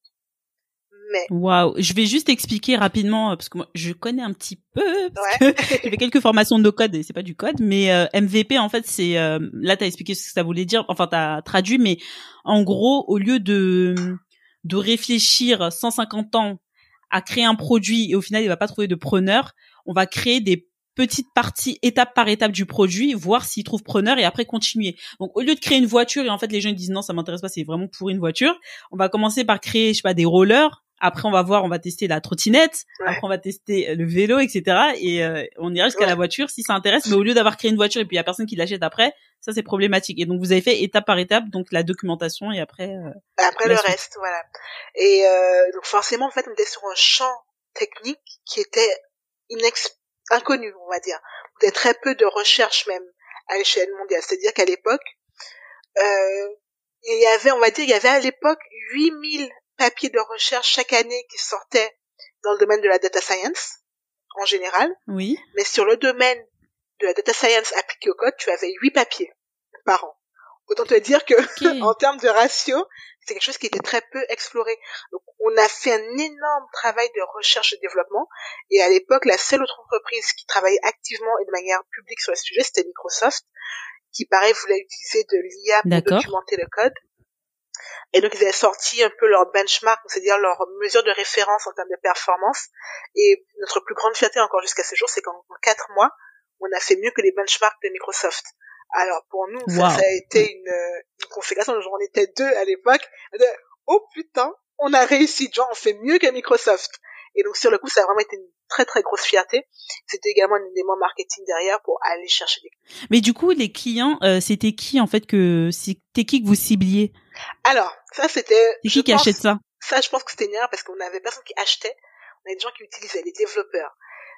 Mais c'est ça que je comprends pas, c'est que vous avez eu 8000 utilisateurs très rapidement. Mais en fait, en s'adressant à des développeurs, tu as une énorme communauté qui est prête à te faire des retours. Donc, nous, on avait besoin de retours, mais qui n'est pas prête à acheter, puisque les développeurs ont on va dire, ce travers ou ce comportement culturel qui est de vouloir des outils gratuits la plupart du temps. Ils vont toujours chercher une option gratuite. Et donc, du coup, si un outil est payant, ils vont pas acheter un outil payant, surtout quand il est en mode MVP. Qui est en mode prototype. Ils vont attendre que l'outil soit beaucoup plus développé, beaucoup plus amélioré pour pouvoir l'acheter. Donc, on n'avait pas de gens qui étaient prêts à acheter le produit. Et c'est là où, finalement, le bas blessait, c'est qu'on avait une très grosse communauté d'utilisateurs, mais pas de clients, pas de chiffre d'affaires, pour pouvoir faire tourner la boutique. Donc, on fonctionnait... Ouais, mais comme tu disais... Oui, vas-y. En fait, pour essayer de bien comprendre au niveau de la clientèle cible, là tu parles des développeurs, mais eux c'est la finalité, c'est comme si une boîte achète des ordinateurs pour ses salariés en gros. Et les salariés, eux ils utilisent l'ordinateur. Mais par exemple, c'est pas eux qui étaient censés acheter, puisque tu m'as parlé d'une boîte qui avait travaillé sur le projet. Donc ça en fait ça peut toucher toutes les boîtes pour moi. Ça peut toucher n'importe quelle boîte et les clients, donc les gens qui payent, c'était plutôt des profils CTO, donc les directeurs techniques ou informatiques des entreprises. Mais en fait, à l'époque, on n'avait pas de preuves suffisantes pour les démarches. On a commencé à négocier avec 2 clients à l'époque, mais c'est des choses qui ont pris énormément de temps parce qu'ils voulaient des preuves, ils voulaient des cas d'usage bien précis. Et on s'est rendu compte qu'on passait plus de temps à répondre à des cas d'usage spécifiques qu'à développer le produit. Donc on a fait le choix d'arrêter le démarchage client. Nous, tel qu'on le faisait, ça nous faisait perdre du temps, ça nous faisait retarder l'évolution même de la technologie, du produit, et donc ça ne nous permettait pas d'agrandir la base utilisateur. Donc on a fait un choix, avec le recul, c'était peut-être pas le meilleur d'ailleurs, qui a été de dire on favorise la croissance utilisateur, et on va utiliser cette croissance utilisateur, même si elle est gratuite, pour lever une deuxième fois des fonds. D'accord, parce que justement, j'allais te demander au niveau de l'incubateur où ils vous ont financé du coup. Alors ils nous ont financé ce qu'on appelle le pré-seed, donc la toute première levée de fonds. Oui, pré-seed. Après, pour nous compléter les financements, donc j'ai fait des concours de pitch, j'ai fait des demandes de subventions, etc. Donc en gros, pour commencer, on avait à peu près 150 000 € pour commencer. 150 000 €, ok. Ouais. Et la prochaine étape, c'est de pouvoir lever 1 million. Plutôt que de démarcher des clients. D'accord. On s'est dit, on va mais là, lever des fonds. Là, vous étiez combien? Là, on était 2 au tout début. Après, on a pris un salarié. Finalement, on l'a pas gardé parce que, comme je disais, les charges étaient beaucoup trop élevées. Et par contre, on a pris des freelances pour nous accompagner. Donc, en tout, on était 4. D'accord. Donc, vous étiez 4 et donc en fait, l'argent permettait de financer ça, cette R&D avec, le personnel, quoi, la main d'œuvre. Exactement. Okay. Et, moi, mon but en tant que CEO, c'est non seulement d'avoir, de mettre sur le papier la vision pour le produit, la planification du développement, la recherche d'utilisateurs, la partie marketing et évidemment la levée de fonds. Donc en une année, donc entre 2019 et 2020, même pendant le Covid, j'ai enchaîné les sessions de pitch et pour la levée de fonds auprès des investisseurs. J'en ai fait pour trouver des financements en fait. Ouais, j'en ai fait plus de 200. J'étais HS à la fin, tu vois. Littéralement. 200 présentations auprès de business angels. Business angels, fonds d'investissement en France, en Angleterre, en Allemagne, en Norvège, aux États-Unis. Je te jure, là, je suis une pro des pitchs, y a pas de souci. Mais j'imagine même pas ce que ça. Ouais, parce que j'ai vu que tu avais fait une interview, je l'ai vu sur LinkedIn, mais je me rends même pas compte en fait du boulot que c'est. 200, j'arrive même pas à imaginer combien t'en faisais par semaine, par exemple. Au bout d'un moment, il y a un jour, je me rappelle, j'avais enchaîné 6 rendez-vous en un jour. Au bout de la journée, tu sais plus comment tu t'appelles tellement tu es fatigué. Et en fait, c'est fatigant, ça demande de l'énergie, mais ce qui requiert le plus d'énergie, c'est quand on te dit non, en fait. Quand tu t'es persuadé que ton produit, que ton projet, que ta vision, c'est la bonne, et qu'on te dit non. Et on te dit pas non une fois, on te dit non 200 fois, parce que nous, on n'a pas réussi à lever à la fin. Parce que si juste pour recontextualiser, l'incubateur, c'était fini. Oui. Il y a plus l'incubateur qui vous couvre et qui vous paye. Là, vous êtes lancé sans filet. Voilà, on fait la levée et on doit développer le projet. Et faut trouver des investisseurs qui sont prêts à vous faire confiance, à mettre de l'argent dedans et pour pouvoir continuer à développer la boîte. Là, pour le coup, vous êtes une start-up. Ouais, exactement. Ok. Donc il y a cette pression-là aussi de j'ai plus de situation stable, confortable. Il y a pas de salariat, il y a pas d'incubateur qui me paye. Voilà. Et comme je disais tout à l'heure, c'est une pression monumentale puisque moi, je devais payer 3 autres personnes, enfin 4 en me comptant, mais je devais faire en sorte de pouvoir les payer sur le long terme, pas juste un mois, tu vois. Et l'autre pression, c'est que tu as une responsabilité sociale aussi, puisque mon cofondateur, lui, était père de 2 enfants, il vivait en région parisienne avec son épouse, donc il avait des frais que moi je n'avais pas. Moi j'étais célibataire dans un petit appart parisien, donc c'était pas le même délire. Mais quand même proprio avec un emprunt à rembourser. Oui, quand même proprio. Heureusement j'ai réussi à louer mon appartement, tu vois. Ah d'accord. Finalement. Ah non, je l'ai loué. Non, comme c'était un appartement que j'avais avec mon ex-partenaire, donc du coup je l'ai loué pour ne pas avoir à payer les charges. Mais du coup toi t'es allé où? Moi je suis allée sur Paris, du coup. Je me suis loué un appartement sur Paris. Je vivais Donc, c'était aussi une partie de ma best life, tu vois. Avoir ton appart à Paris en mode entrepreneur. D'accord. Tous les soirs, t'as un truc de networking, tu rencontres des fonds d'investissement, tu vois plein de gens trop intéressants, trop inspirants. J'ai adoré. J'ai vraiment adoré. Donc là, il y avait, c'était carrément des fonds, en fait, que t'as rencontré, des fonds, des personnes des représentant des fonds. Ouais, Okay. exactement. C'est juste qu'au bout d'un moment, tu fatigues. Quand tu entends non, t'en arrives à... Mais c'est argumenté, les noms, ou pour, en fait, essayer de s'améliorer pour la suite ou quoi? Pour moi, ça, c'est une fausse bonne idée, dans le sens où, s'il y avait une recette miracle pour monter une boîte qui marche, ça se saurait. S'il y avait une recette miracle pour pouvoir trouver des boîtes qui vont exploser dans 5 ans, 10 ans, ça se saurait et tu aurais des fonds qui ne feraient que des bons coups. Le truc, c'est qu'il n'y a pas de recette miracle. Il y a des convergences de bonnes personnes, de bonnes opportunités, de bons moments. Donc ça, tu peux pas le prévoir. Timing, ouais. Voilà. Tu peux pas le prévoir. Et en fait, comme il n'y a pas de recette miracle, les gens vont te donner un avis, mais qui ne sera que leur avis. Ils disant, tiens, mais, genre, sur ça, tu manques de momentum, enfin, de dynamique utilisateur. Non, moi, je voulais savoir, en fait, enfin, je me disais, est-ce que c'est eux qui croyaient pas au projet ou c'est autre chose, en fait, parce que, ou trouvaient que c'était pas assez rentable, enfin, je me disais peut-être qu'il y avait un truc, pourquoi un investisseur, il va dire oui, enfin, je sais pas ce qu'ils recherchent aussi, après, chacun a ses appétences et, il y a des secteurs aussi qui intéressent plus que d'autres. Il y a énormément de feeling, en fait, là-dedans. D'accord. C'est du capital risque quand tu es dans un fonds d'investissement et tu fonctionnes énormément à l'instinct. Tiens, j'ai bien accroché avec telle personne en termes de feeling, ou le projet me parle, genre, disons que, je sais pas, si pour Codiste par exemple, si j'étais tombée sur un fonds d'investissement avec un gars qui avait été développeur par le passé et qui a connu le problème, peut-être que ce soit dit, ah ouais, ça m'a tellement fait souffrir que je crois au projet et je le finance. Il n'y a pas de développeurs parmi les gens qui lèvent des fonds, soyons clairs. Donc, mais c'est souvent des profils business plutôt. Voilà, donc déjà pour faire comprendre le problème, c'était compliqué. Alors que si moi je viens avec je sais pas, je dis un truc au hasard, je viens avec une application qui est là pour pouvoir détecter des cancers, vu que toi t'en as rien à faire parce qu'il n'y a pas de cancer.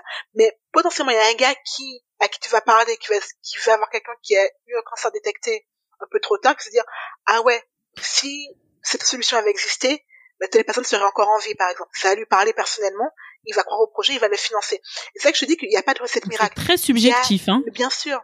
Et après, tu vois, quand derrière, on te ressort des raisons argumentées pour justifier qu'il n'y a pas de levée de fonds, je trouve que c'est une fausse bonne idée parce que ça te fait croire qu'il y a une recette miracle. Ça te fait croire que si tu as un nombre seuil d'utilisateurs, tu vas pouvoir lever. Si tu as un nombre clé de clients, tu vas pouvoir lever. Or, c'est faux. Parce que au cours de la même journée, on m'a dit, ton nombre d'utilisateurs est canon, mais la vision produit est trop floue. Et juste après, on m'a dit, ah ouais, non, mais j'adore la vision produit, mais il n'y a pas assez d'utilisateurs. Dans la même journée, on m'a dit les deux choses, tu vois. Donc, il y a pas de bonne réponse. Et à partir du moment où tu fais la paix avec ça, tu te dis, ok, il y a des gens que j'aurais réussi à convaincre, il y en a d'autres que j'aurais pas réussi à convaincre, mais il n'y a pas une seule manière de convaincre les gens. Et du coup, je vais parler de quelque chose qui est un peu plus récent, peut-être que ça n'existait pas assez à l'époque, mais de plus en plus, on voit émerger des plateformes qui permettent d'investir de manière très simple pour des particuliers. Donc, je vais citer par exemple Crowdcube, mais il y en a d'autres. À partir de 10 €. Là, j'ai eu la précédente invitée Basma, qui nous a parlé d'une plateforme qu'elle utilisait justement pour lever des fonds auprès d'entreprises locales. Alors, ça, des plateformes de crowdfunding, c'est pas toujours sur les montants que nous on visait. Et là, encore une fois, la principale difficulté qu'on avait, c'est qu'on avait un produit de spécialistes. Et donc c'était très compliqué pour les pros. Nous. Ouais, donc c'est très compliqué pour nous. C'est plutôt du B2B. De faire sentir la douleur. Encore une fois, c'est sur une plateforme, je vous donne un exemple d'orthodontiste, sur une plateforme de crowdfunding, si je vois que l'orthodontiste a besoin de lever des fonds pour agrandir son cabinet, je comprends le besoin, tu vois. Si je vois Codiste qui veut utiliser de l'IA pour aider les développeurs, c'est pas le truc le plus intuitif pour le public. Il y avait un gros travail de marketing et sur ça, je pense qu'on a pêché aussi un petit peu avec le recul. C'est comment c'est rendre toujours la vente, tangible. hein. Ouais, c'est ça. Et nous, on était de très bons techs, franchement, pour avoir une vision produit, l'exécuter, on était très bons. Mais ce côté marketing, rendre tangible un problème qui ne te concernait pas a priori, ça, on a eu beaucoup de difficultés à le faire. Et à cause de ça, on n'a pas réussi à lever. Mais je me dis que peut-être bizarrement, les développeurs étaient pas prêts à payer, mais ils auraient peut-être été intéressés par investir, non? Ça, c'était une option à laquelle on a pensé, mais on y a pensé un peu tard. Et Est-ce que vous visiez 1 million, franchement? Bon, il y a pas non plus des masses de développeurs, mais si c'est à partir de 10 euros, pour des petites sommes, on peut investir si vous arrivez à mobiliser beaucoup de personnes. Moi, j'ai participé. La seule startup dans laquelle j'ai investi, c'est une newsletter aujourd'hui pour l'instant, qui a levé 1,6 million dollars. 1,6 million, pardon, pas euros, de dollars. Oui, effectivement, le crowdfunding, et je vois de qui tu parles, si on peut les nommer, c'est Snowball. Snowball. Et moi, j'ai été impressionnée. Et effectivement, c'est pas forcément une option à laquelle on avait pensé au départ. Et je pense qu'on a commencé à y penser, c'était un peu trop tard. Et en fait, faut aussi se dire que pour prendre des initiatives, faut savoir quelles sont tes options. Moi, c'était la première fois que je faisais une levée de fonds de toute ma vie. Je n'avais jamais fait ça avant. Et j'ai découvert littéralement en 2 semaines tous les termes de la levée de fonds. J'ai dû lire des contrats de levée de fonds. Je n'avais jamais fait ça avant. Et j'avais pas forcément le recul pour me dire c'est quoi mes autres options. Et dans cet incubateur où on était, on nous a dit, si vous voulez que votre boîte fonctionne, levez des fonds auprès de fonds d'investissement. Du coup, moi, c'est ça que j'avais en tête. Donc, j'ai focalisé sur les fonds d'investissement. Après, on me dit, tiens, il y a des business angels. Mais le crowdfunding n'était même pas dans mon champ de connaissances. Et tu vois, s'il fallait refaire les choses aujourd'hui, je pense que je ferais différemment. Et quand j'ai vu ce que Snowball a fait, je me dis, ouais. En fait, là, tu te libères des fonds d'investissement, tu as ta communauté qui est engagée, c'est ta meilleure preuve d'engagement.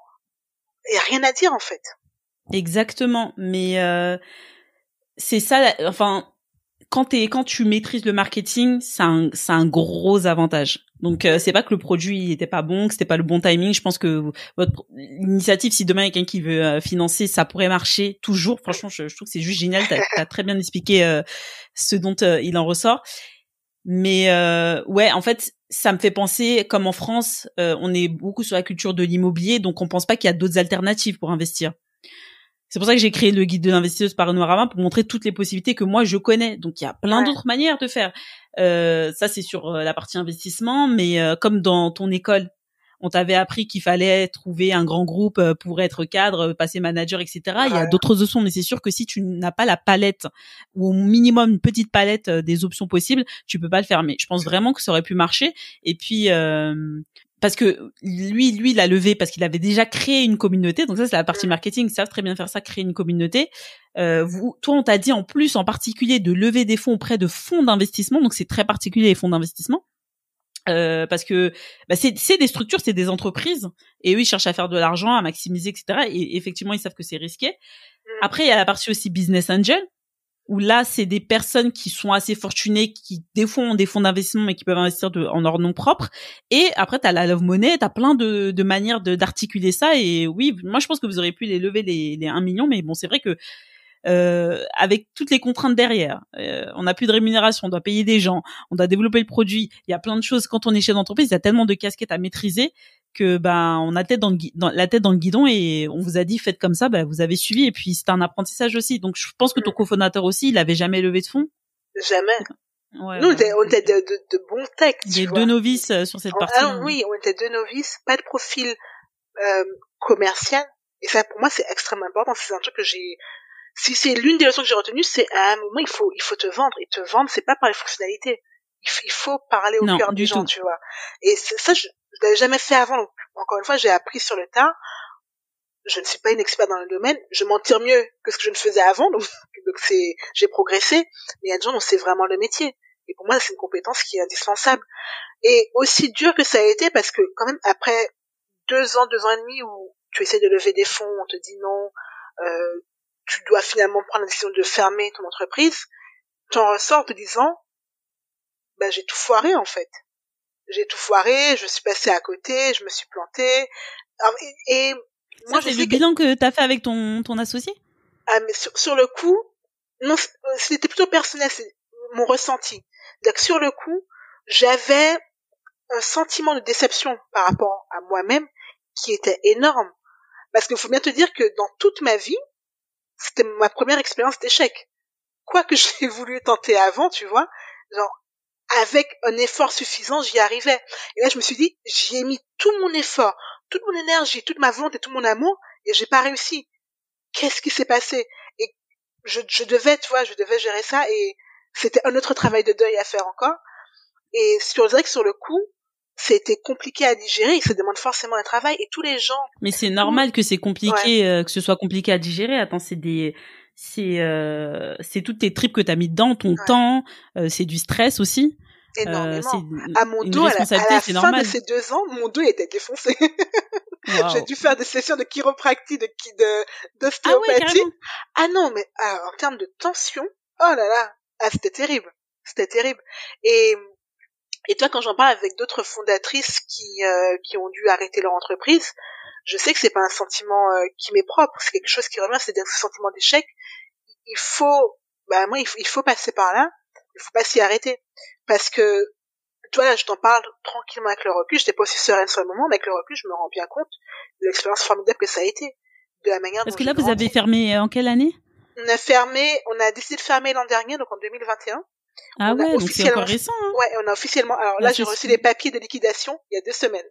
Officiellement. Ah, seulement? D'accord. Ouais. Okay. Ah non, pour le coup, j'ai procrastiné sur là. Je me dis, oh, mais moi, j'aimais bien cette idée. Tu vois. Et est-ce que t'as fait le bilan avec ton associé? Oui, on a fait le bilan sur déjà ce qui avait foiré dans la levée de fonds, potentiellement, notre compréhension du marché, le fait qu'on ait choisi d'aller vers les développeurs gratuitement, est-ce que c'était une technologie qui arrivait trop tôt sur le marché? On s'est posé la question parce que il y a 3 mois de ça, GitHub, donc qui est un outil pour les développeurs, a sorti une fonctionnalité similaire qui a reçu un très grand accueil de la part de la presse, tu vois. Mais ils ont sorti ça 2 ans après nous, tu vois.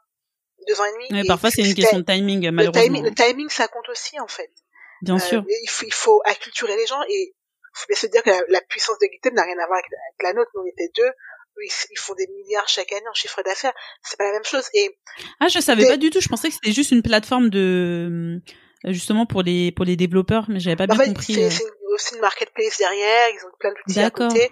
Ah non, c'est très connu. C'est un mastodonte du domaine, ouais. Et à un moment, faut accepter que tu as beau mettre toute ton énergie dans quelque chose, faire tout ce qu'il faut a priori comme il faut, le succès n'est pas garanti. Et ça, on n'en parle pas assez, mais c'est le revers de la médaille de l'entrepreneuriat. Mais malgré tout, exactement. Tu vois, je ne m'arrêterai jamais. C'est-à-dire qu'une fois qu'on a décidé de faire mes codistes, j'ai envisagé pendant littéralement 10 minutes de reprendre le salariat. Et après, je me suis dit, oh non, non.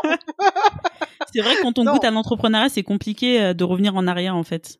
Ouais, c'est très très compliqué. Moi, je pense que t'as fait tellement, je pense que t'as fait plus que 10 ans d'avance, hein. Parce que moi, je trouve qu'une année, c'est 10 ans, mais toi, avec tout ça, mais c'est sûr que t'aurais trouvé un super travail, hein, mais voilà, je pense pas que ce soit ça qui allait t'épanouir. Alors, pour 2 raisons, c'est-à-dire que j'avais acquis, je sais pas, un niveau de liberté via l'entrepreneuriat qui m'avait tellement fait kiffer, pouvoir décider d'une stratégie, implémenter un produit, aussi la notion de relations publiques, c'est de pouvoir interagir avec différentes personnes, parler, la prise de parole en public, et j'avais tellement galéré financièrement que je me suis dit, il est hors de question que je retourne dans le salariat pour potentiellement devoir suivre des projets de quelqu'un qui ne me plaît pas du tout, et 2, ne pas être rémunéré à ma juste valeur. Ça, c'est no way. On y revient. Voilà, on y revient toujours. Non, mais, soyons clairs. Pas oublié ça. Le cerveau n'a pas oublié. L'argent est le nerf de la guerre, à mon avis. À bien des égards. Et oui, donc, pour moi, finalement, ce qui s'est dessiné, c'était être freelance, finalement. Et avec après ces 10 minutes de réflexion, oui. Après, voilà, très intense. C'était être freelance et pour le coup, j'ai évolué, c'est-à-dire qu'avant, j'étais purement data scientist et avec tout ce que j'avais acquis comme expérience, j'ai évolué en tant que product manager de produits data. C'est-à-dire, product manager, c'est pouvoir établir une roadmap, établir une planification en termes de développement technique, développement de fonctionnalités, en lien avec des contraintes business, des contraintes techniques, des contraintes financières, pouvoir incorporer tout ça et le planifier pour un produit qui fait appel à de la donnée, à de l'IA ou à de la data science. Et typiquement, ça, c'est mon kiff. Je suis douée là-dedans Et c'est là que je peux apporter une différence de par mon expérience. Donc voilà, donc ça c'était ma dernière étape. Hein, Non. Alors sur le coup, oui. Sur le coup, genre mon cœur était déchiré, mon corps était totalement fondu. Voilà. Mais avec le recul, non, puisque j'ai gagné une confiance en moi que je n'avais jamais connue avant. Ce fameux syndrome de l'imposteur, alors là, c'était le moment parfait pour m'en séparer. Tu dois pitcher. Le tout premier pitch que j'ai fait pour Codiste, j'étais face à une salle de 450 investisseurs en anglais. Le truc, tu vois, improbable. Moi, j'ai fait des exemple que j'ai, c'est qui veut être mon associé. Hein. Moi, non, j'ai fait des rendez-vous avec des investisseurs un par un. Mais ça, c'était après. Mais le tout premier pitch que j'ai donné, il était en anglais, à Londres, devant 450 investisseurs qui étaient là en présentiel. Donc, c'est-à-dire que le truc de confiance en toi, de prise de parole en public, syndrome de l'imposteur, ça a disparu. Donc, avec le recul, ça a été un gain phénoménal. C'est génial, mais c'est juste incroyable parce que pour la première, quand même, on va dire que t'as pas eu de chance, mais bon, au final, le reste, après, c'était de la gnognotte, hein. Oui. Quand t'as fait ça en premier. Quand t'as fait ça en premier, après, tu relativises beaucoup de choses. Et surtout, ce que j'en ai tiré, c'était comment vivre l'échec. Et comme j'ai dit, j'avais toujours eu des expériences où je réussissais. Et pour moi, c'était normal de réussir du premier coup. Et enfin, non, c'est pas la norme. C'est-à-dire que la norme, c'est tester, échouer, etc. Jusqu'à te rapprocher de ton objectif. Et sur ça, j'ai gagné en résilience, que je n'avais pas forcément avant. D'accord. Mais c'est vrai, hein, c'est ça l'entrepreneuriat, c'est rare qu'on réussisse du premier coup. Même si c'est la plupart des personnes qu'on voit en tout cas moi sur les réseaux sociaux qui parlent de leur réussite, mais et des fois qui ne parlent pas des échecs, mais en réalité il y a beaucoup plus d'échecs que de réussites. Et même quand on voit des grands pontes, même si tu regardes comment il s'appelle Amazon, le mec il a galéré pendant des années avant que ce soit rentable. Mais oui. Donc ça on s'en rend pas compte. On voit que la partie quand la personne a réussi ou la partie immergée de l'iceberg, mais en réalité il y a eu des années de galère, de souffrance, de sacrifice. Hein. Ça s'appelle l'effet de traîne et ça. D'accord. Et ça, en fait, ça biaise énormément notre regard, parce qu'en fait, on te dit que, comme tu dis, pour réussir, il faut plusieurs tentatives. Type Amazon, le gars, il a lancé des centaines de produits. Si Amazon fonctionne aujourd'hui autant aussi bien, c'est grâce à Amazon Prime, et il y a la boutique Amazon, mais à côté, il a lancé des chaussures. AWS. AWS aussi, effectivement. Le système de stockage, Ouais, il a lancé des téléphones. Il s'est planté lamentablement. Je savais pas du tout. Ouais, mais même ça quand fait on parle de Google, il y a tellement de projets qu'ils ont mis en place qu'ils ont laissé tomber des trucs foirés. En fait, mais on parle que des réussites. Et en fait, l'effet de traîne, c'est de dire que tu as un ou deux essais qui vont non seulement compenser tous les échecs précédents, mais te donner une avance phénoménale. Et en fait, nous, on se focalise sur ces deux événements sans regarder ce qu'il y a à côté. Et on ne parle pas assez de toutes les tentatives ratées qui sont aussi importantes, tu vois, que les événements qui font la différence. Oui, c'est vrai. Mais c'est super intéressant cette expérience-là parce que je connais personne d'autre qui a pu faire ça. Après, c'est vrai que maintenant j'ai plus de personnes entrepreneurs dans mon entourage, mais monter une start-up et tout ça, non, et lever des fonds comme ça, à part moi, les fonds dans lesquels bon, maintenant ça se démocratise, hein, même si des fois t'as des boîtes, tu te dis pourquoi elles ont levé, mais ça se démocratise de plus en plus, mais c'est pas quelque chose de courant, et je pense que la plupart des personnes n'ont pas affaire à des entrepreneurs qui ont des boîtes comme ça, des start-up. Moi, c'est vraiment maintenant parce que je suis là-dedans. Aujourd'hui, rapidement, tu es freelance. Donc là, du coup, tu travailles, tu viens de nous dire, plutôt en product owner, data scientist, enfin chef de projet, je dirais. Voilà, chef de produit. Chef de produit, d'accord. Chef de produit, mais toujours dans le même domaine. Et du coup, ça m'intéressait parce que tu disais qu'à 26 ans, tu étais déjà propriétaire d'un appartement. Et qu'est-ce qui t'a conduit à acheter? T'as acheté toute seule ou t'avais acheté avec ton conjoint de l'époque? Alors, en fait, à 26 ans, j'avais 2 appartements. Et pourquoi j'ai commencé à investir, c'est parce que, toujours grâce à ma première expérience chez BNP Paribas, je me suis rendu compte que les grands groupes, c'était pas fait pour moi. Le salariat, c'était pas forcément fait pour moi. Et que je ne me voyais pas, toujours la même chose, subir les ordres de quelqu'un pour lequel je n'avais pas de respect particulier ou d'admiration particulière. Or, c'est ce qui me semblait être le cas quand tu étais salarié, tu vois. C'était une vision un petit peu pessimiste des choses. Je me suis demandé très rapidement. C'était celle de ton expérience après. Ouais, exactement. Je me suis dit que c'était vraiment pas fait pour moi et je me suis demandé comment est-ce que je pouvais faire pour m'en tirer. Toujours comment augmenter mes options, comment augmenter mes choix. Et c'est là que je commençais à me renseigner sur comment quitter le salariat, quoi faire. Donc à l'époque, pareil, l'entrepreneuriat, j'avais 20 ans. Je dis peut-être pas tout de suite, tu vois. C'est l'entrepreneuriat à 20 ans. Ouais, très tôt. Dès mon stage de fin d'études. Franchement, je me rappelle, c'était au 3e mois de mon stage de fin d'études. Donc j'avais encore 20 ans à l'époque. Et donc, pas l'entrepreneuriat, être freelance. Attends, 20 ans, ton stage de fin d'études? Ouais. Mais pourquoi? De quoi? Pourquoi t'avais 23 ans? Non, j'ai commencé à travailler à 20 ans. En fait, j'ai eu mon bac à 16 ans et demi, et j'ai commencé à travailler à 20 ans. D'accord, donc c'est comme ma belle-sœur qui est ingénieure réseau, elle a eu elle a 30 ans et elle est déjà ça me fait 10 ans de travailler. Là, ouais, OK, donc à 20 ans. Ah ouais, mais t'étais toute jeune.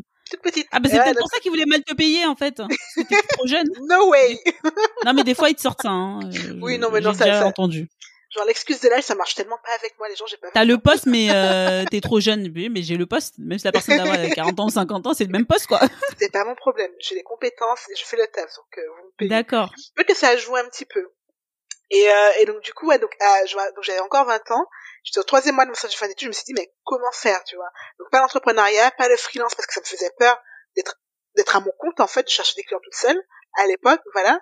Et 3e stratégie, l'investissement immobilier. Bon t'es dans une banque, on te fait des taux préférentiels, tu investis.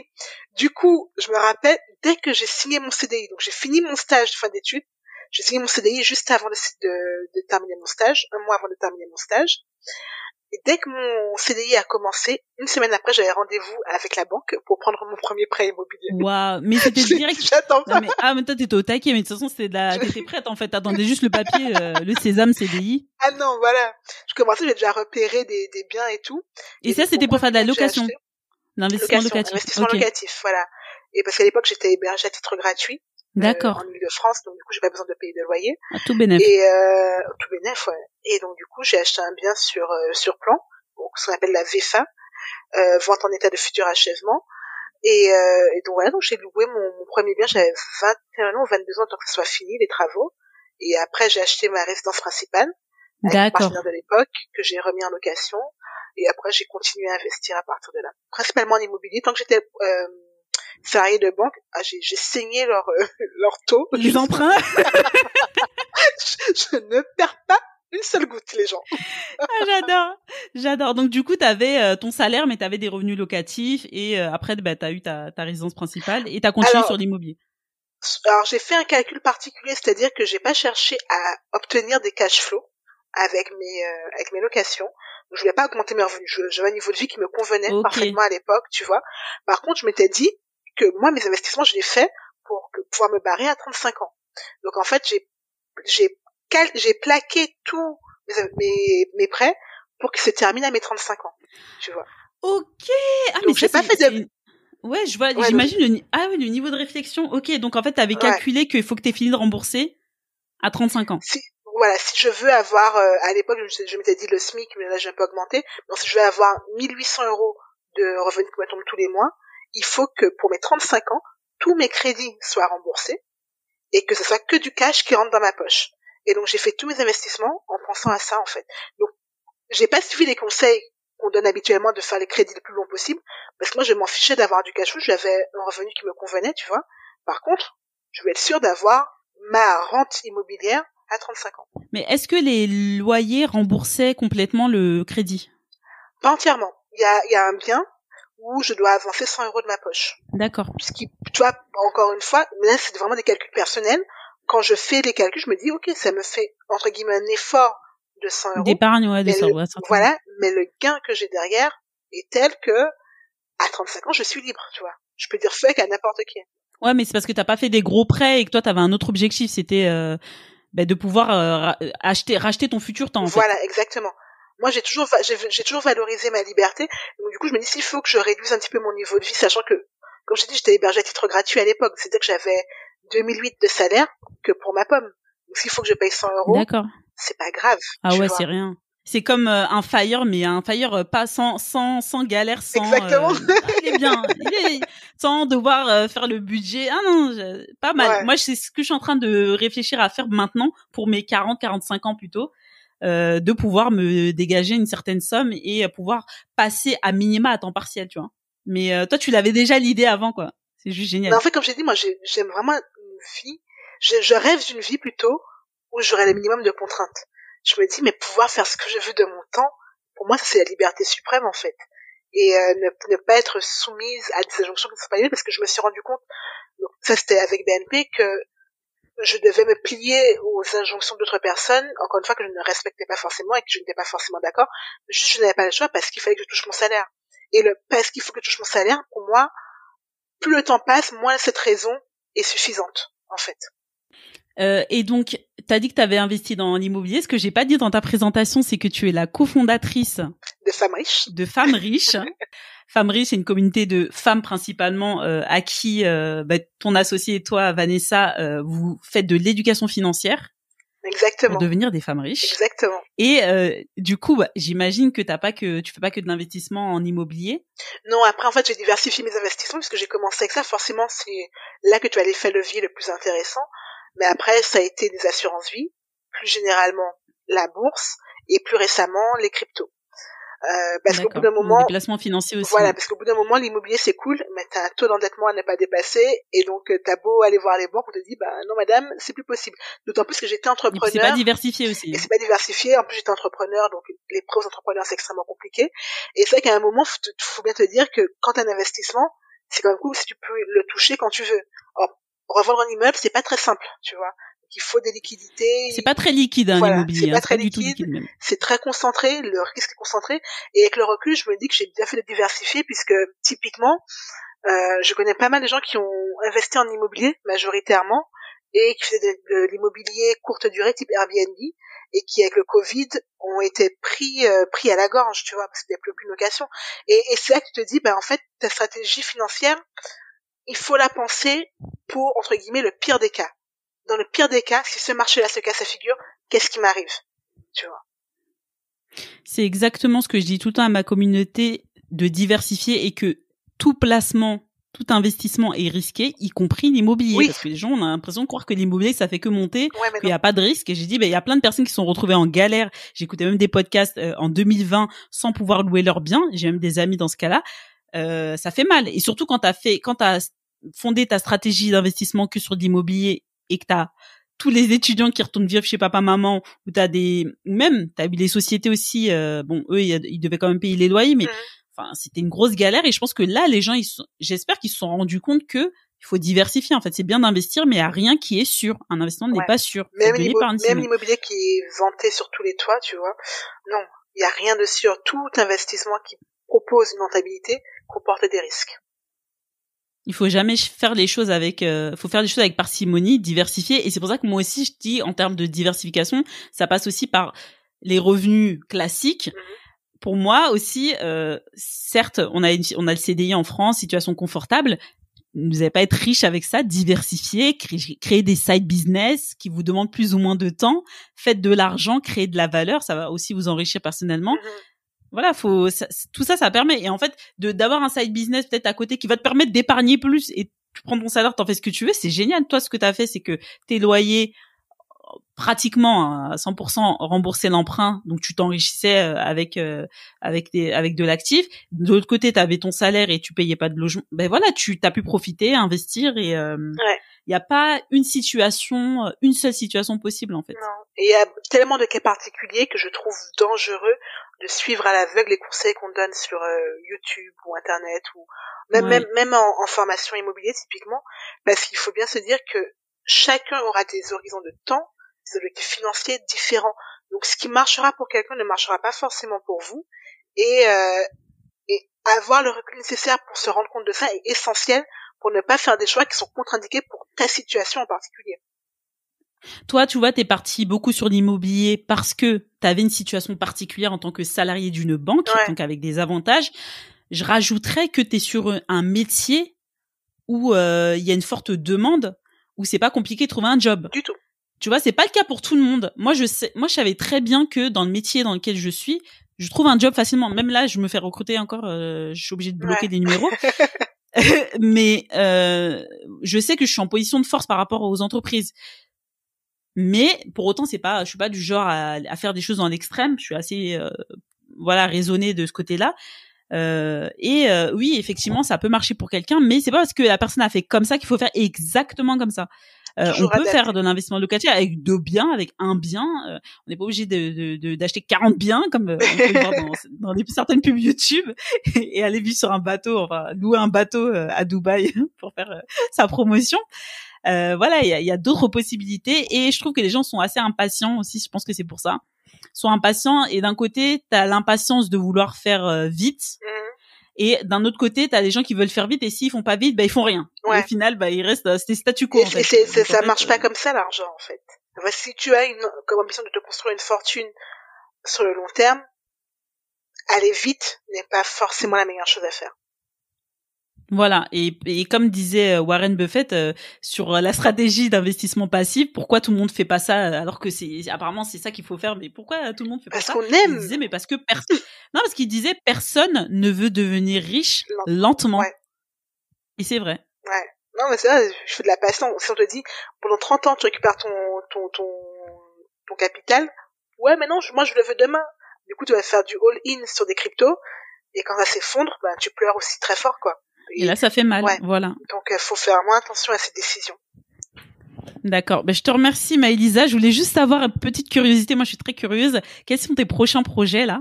Donc là, t'es freelance, t'as déjà investi, t'es diversifié. Moi, je pense que bientôt, tu vas partir à la retraite. À la retraite des jeunes. Encore 5 ans. Encore 5 ans? Ouais. D'accord. T'as 30 ans? Moi, j'ai 30 ans, là. Ah ouais, mais donc en fait ton objectif, c'est bon, ça arrive. Hein, oui, c'est bientôt. Faut que je me bouge. Ah waouh. Non mais c'est déjà en cours, donc je ne m'en fais pas. Donc d'ici 1 ou 2 ans, c'est quoi la suite? La suite, c'est principalement avec Femmes Riches, vraiment pouvoir développer et la communauté et l'accompagnement, puisque pour le moment on fait vraiment du contenu gratuit en termes de podcasts, de newsletters, de comptes de publications Insta. Mais on veut passer à un niveau supérieur en accompagnant notre audience, que ce soit par du coaching de groupe ou du coaching particulier, et après potentiellement créer des programmes signatures derrière.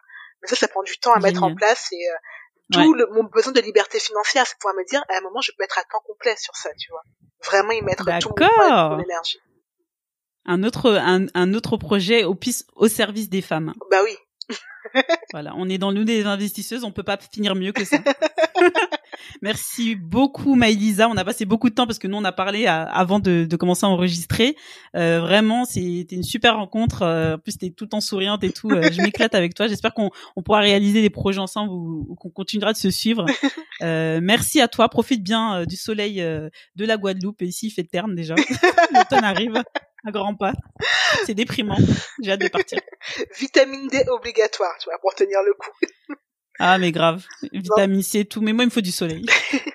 En tout cas, merci beaucoup de m'avoir accueilli aujourd'hui, Adam. Merci pour toutes tes questions. C'est vrai qu'on a beaucoup parlé, mais c'est passé très vite au final, parce que moi, j'ai pas vu à quel moment le temps est passé. Donc, merci vraiment pour ton enthousiasme et ta bonne humeur aussi. Merci. Je mettrai tous les liens pour qu'on puisse te suivre. Et si des jeunes femmes veulent suivre Femmes Riches, vraiment, elles font un gros travail, un contenu de très grande qualité. Donc, je vous invite à les suivre. Je vous mettrai l'adresse de la newsletter d'ailleurs. Merci beaucoup. À bientôt. Salut. Alors les investisseuses, j'espère que cette délicieuse et longue conversation avec Maëlysa vous a plu, vous a inspiré, que vous allez suivre Femmes Riches, son projet avec Vanessa. Et vous allez continuer comme ça à pouvoir vous inspirer, à pouvoir vous éduquer financièrement et surtout à passer à l'action. Vous voyez, c'est pas si compliqué que ça. Maëlysa, elle savait ce qu'elle voulait à 20 ans, elle était déjà au taquet. Vous pouvez aussi y arriver. C'est vraiment à la portée de toutes. Aujourd'hui, on n'a plus d'excuses. Donc vraiment, j'espère que ça va vous booster. Et puis, si vous avez besoin d'un bon coup de pied aux fesses, un gentil coup de pied aux fesses, vous pouvez m'écrire un email. Je vous laisse toutes les ressources dans les notes du podcast. Et pour celles qui veulent aller plus loin, qui sont déjà prêtes, première étape, je vous ai mis dans les notes du podcast le guide de l'investisseuse, donc qui s'appelle Panorama. C'est un guide que j'ai réalisé et qui est entièrement consultable en ligne, où vous allez pouvoir découvrir plus de 20 manières d'investir votre épargne. Voilà, pour vous montrer que l'investissement, c'est large et varié. Et puis, voilà, ça vous occupera le temps d'écouter la prochaine interview le mois prochain. Allez, je vous souhaite de passer un très bon mois d'octobre et je vous dis à la prochaine. Merci d'avoir écouté ce podcast jusqu'à la fin. Vous trouverez toutes les notes en description. Si vous avez apprécié cet épisode, partagez-le autour de vous en me taguant et lâchez-moi un 5 étoiles sur Apple Podcast ou Spotify. Vous pouvez aussi laisser un avis et je serai super contente de le lire.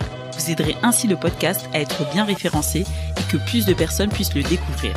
Sur ce, je vous donne rendez-vous pour le prochain épisode de Nous les investisseuses.